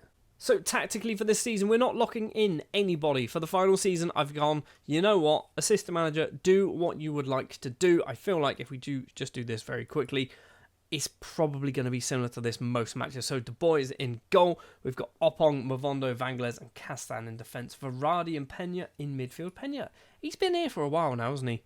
Not actually as long as I thought, but he's pretty good. Kovacevic, Brown and Adlon, and then Dumbaya leading the line. So this is probably what it's going to be like. When you look at the star ratings there, maybe we could do with a new attacking midfielder. Maybe that's what we do in the summer. Maybe we buy an attacking midfielder for £70 million. We're probably not going to do it, but there is massive amounts of money burning a hole in my pocket. Right, let's jump forward to the start of that next transfer window and obviously the kickoff of the season. And we're still in the Champions League as well. So in the Champions League, we'll start things off. You can see Man City won it, so that's not really too much of a surprise. But we did obviously beat Feyenoord. We then beat PSG. We then beat Real Madrid. We beat them 5-3 on aggregate, which means 2 more victories in the coefficients. And then in the semi-final, we do lose against Liverpool. However, silver lining, we did draw 1-1 in one of the matches. It meant it was an all-English final played in Belgrade, and it was a 3-2 win for Manchester City. In the Europa Conference League, we can see actually AIK were technically still in the competition for a little bit, but they didn't get very far. We know Jagardans beat St. Gallen. We then saw Jagardans, where are they? There they are, against Osijek, winning both of those matches. They then got to the next round where they get knocked out by Sevilla, but they did manage to draw 2-2 as well, which means more coefficient points. And in the Europa League, by the way, there was a team in there from Sweden who got through. Helsingborg lost to Club Brugge in the playoff round. They drew 0-0 though, so they did get a bit of coefficient points. I don't believe anybody else made it through, no. We'll take a look at coefficients in just a moment. Obviously, we have kicked off the season and we've kicked it off very, very well. We have won 12 matches. We have lost just one against Elfsborg, who are currently down in 6th place. I'm looking at this. Does this mean we've got more Champions League spots? We're 5th. We are 5th. What has happened? We've leapt over France, Portugal and the Netherlands in one season. Qualification places. We've got 3 qualification places. 3 directly into the league phase of the Champions League. That's ridiculous. That is absolutely ridiculous. So, hypothetically, last season, if this was the case, Norrköping, Helsingborg and Mjällby would be in the Champions League. You'd then get Djurgårdens in the Europa League, Malmo in the Europa Conference League, possibly even more actually. I was just too busy focusing on the Champions League. So 2 teams straight into the Europa League in the group stage, no qualifiers. That's big. That's big money. That's kind of what you want at this point, is you want to get the money and then you can kind of use that money to invest and make your squad better. That's huge. How have we done that? Well, I know how we've done it. We've got to the semi-final of the Champions League. But anyway, that's ridiculous. For the final season, for us to do that, yes, we're not going to win the Champions League in our final season. Fair enough, whatever. But getting Sweden up to 5th in the coefficient is huge. Speaking of huge, transfer budget, £82 million. It is the 7th of July. And so far, we haven't spent any money. We haven't brought in anybody. We haven't sold anybody. But just looking at our best 11, according to our system manager, which it should not be Hampus Hansen, it is Max Linden. We know it's Max Linden. He's been our number 1 boy for 25 years. This is what the best 11 is. And arguably, we need 2 defensive midfielders, maybe an attacking midfielder, 2 centre-backs possibly. Is that what we do? Do we bring in 5 really good footballers? We've got £80 million to spend, so we can spend £20 million on 4 players. That's certainly a thing we could do. Not sure whether we're going to, but we're going to jump forward to the 1st of September. The transfer window will be closed, and hopefully our transfer budget will be empty. It's not empty. It's gone down, okay? It has gone down, but it's not empty. 5 players did join the club over the summer. The problem is, some of them were very good, but cheap. And by cheap, I mean literally free. Vukojevic? That's probably not his name at all. Serbian international, 7 caps to his name. Signed on a free from Red Star. He's just very good. He's just an improvement, I think, on what we've got. Or if he's not an improvement, he certainly just adds a lot more competition to those defensive midfield roles. Javier Gotti returns to the club after a successful loan spell with us a few seasons ago. His contract at Barcelona expired and we picked him up on a free transfer. Once again, adds a bit more competition on that left-hand side. For £235,000, we've signed Mohamed Thompson. Now, this is a very strange transfer to do, and I will tell you exactly why we've done it. I had some players in my squad that I did not want, and nobody was bidding on them, not even if I offered them for free. So, I had to buy a player from Djurgårdens in order to basically part exchange a player to them. And that player was Fajardo. He would not leave us at all, wouldn't go on loan anywhere, so we just had to get rid of him. So we brought in a player who I don't care for, I don't need him, I don't think he's going to be any good, just to get Fajardo staying in Sweden. We've still got 2 more players to talk about who have joined the club. Sean Denny is another one of those players that I think I did a lot of these last season that I brought in with the sole purpose of just sending him out to somewhere else in Sweden. An American under-23 international. He's cost £1.5 million. My scouts sometimes think he could be good. I'm not too sure. Mentally, he's got some alright numbers there. And the final player to join the club is actually quite an expensive transfer. Juan Jose Salas, a Mexican international, 49 caps, 13 goals to his name, signed for £14 million from Chivas. He's just good. He's just a good attacking midfield player. He's probably our best attacking midfielder. We did also have a whole bunch of people leaving the club. We've actually got Gianluca Corgi leaving the club on a permanent deal. Never really played for us after his free transfer signing. He's gone to Lazio for £2.7 million. We've loaned out Vanni to Halmstad. So I think Vanni was somewhere else and then wasn't playing potentially. But yeah, Vanni's gone to Halmstad. Pedro Costa has gone to Sirius. We've loaned out Hassan Kayan to Vinbergs. Traslavina has left the club on a permanent deal for £210,000. I was trying to do this as part of a part exchange as well, but basically he just would not want to sign for anyone else in Sweden. Bikoro leaving on a free transfer. Sounds utterly ridiculous, but basically that was the only way he was going to leave the club. We spent £325,000 on him. We then made technically a profit through that loan deal and then just got rid of him on a free transfer. We see there Fajardo going to Norrköping. Thompson, the man who made that move happen, going out on loan to Skovda. We've got a man called Saeed Holm going out on loan. We've got Sean Denny going out on loan. Fredriksson and Thelen also going out on loan. So lots of transfer business have happened, but we haven't spent the transfer budget. And I'm kind of annoyed at myself that I didn't do this, because we could have, I say easily, we couldn't have easily done it, but we could have spent it. What it does mean, at the end of the season, when we eventually leave this club, whoever comes in has £70 million worth of transfer budget to spend. And a brand new stadium, and the board have actually agreed to do things with the facilities. So we've got excellent facilities, state-of-the-art training, excellent youth, exceptional academy and youth recruitment as well. So we are in the best possible position for somebody to take over. We are absolutely flush with cash. We've got a brand new stadium. We've got all the best facilities. This club is arguably the best club in the world. Maybe not if you look at the trophy cabinet, because all we've done is basically win the Swedish Premier Division and the Swedish Cup, but still. Speaking of the Swedish Premier Division, we are still top of the table. 18 games have now been played. 1 draw to our name against Västerås, 2 defeats against Elfsborg, we know, and Landskrona. So we are still fair distance ahead of Landskrona, 6 points clear. Landskrona side, by the way, that will be getting into the Champions League group stages if they finish where they currently are, which is ridiculous. Just to let you know as well, before we jump to the end of the season, this is what we're doing, locking in absolutely nobody for the season. I'm going to sort by goals very quickly. Dumbai has 29. Brown has 15. Varadi has 13. Varadi's got 13 goals. How? Where are they coming from? That's just ridiculous. We've got Via on 12, Adlon on 12, Kovacevic also on 10, Mavondo on 7 from centre-back. That's ridiculous as well. Anyway, let's jump forward then to the end of our final season, see how well we do.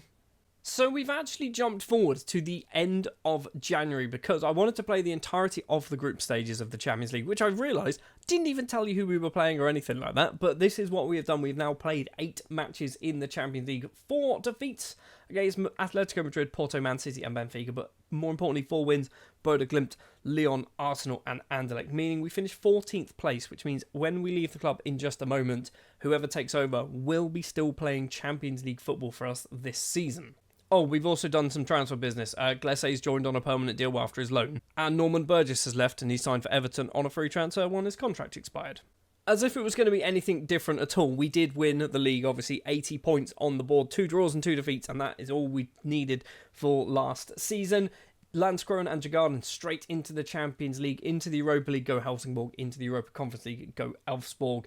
3 teams directly in the Champions League is ridiculous. The problem is now, though, because we've jumped so far forward, we don't know who our top goal scorer was, but I'm sure we can probably assume we know who it's going to be. It's Dumbai, wasn't it? It's definitely Dumbai. He's got 22 goals in just league matches last season, 38 in all competitions by the looks of it.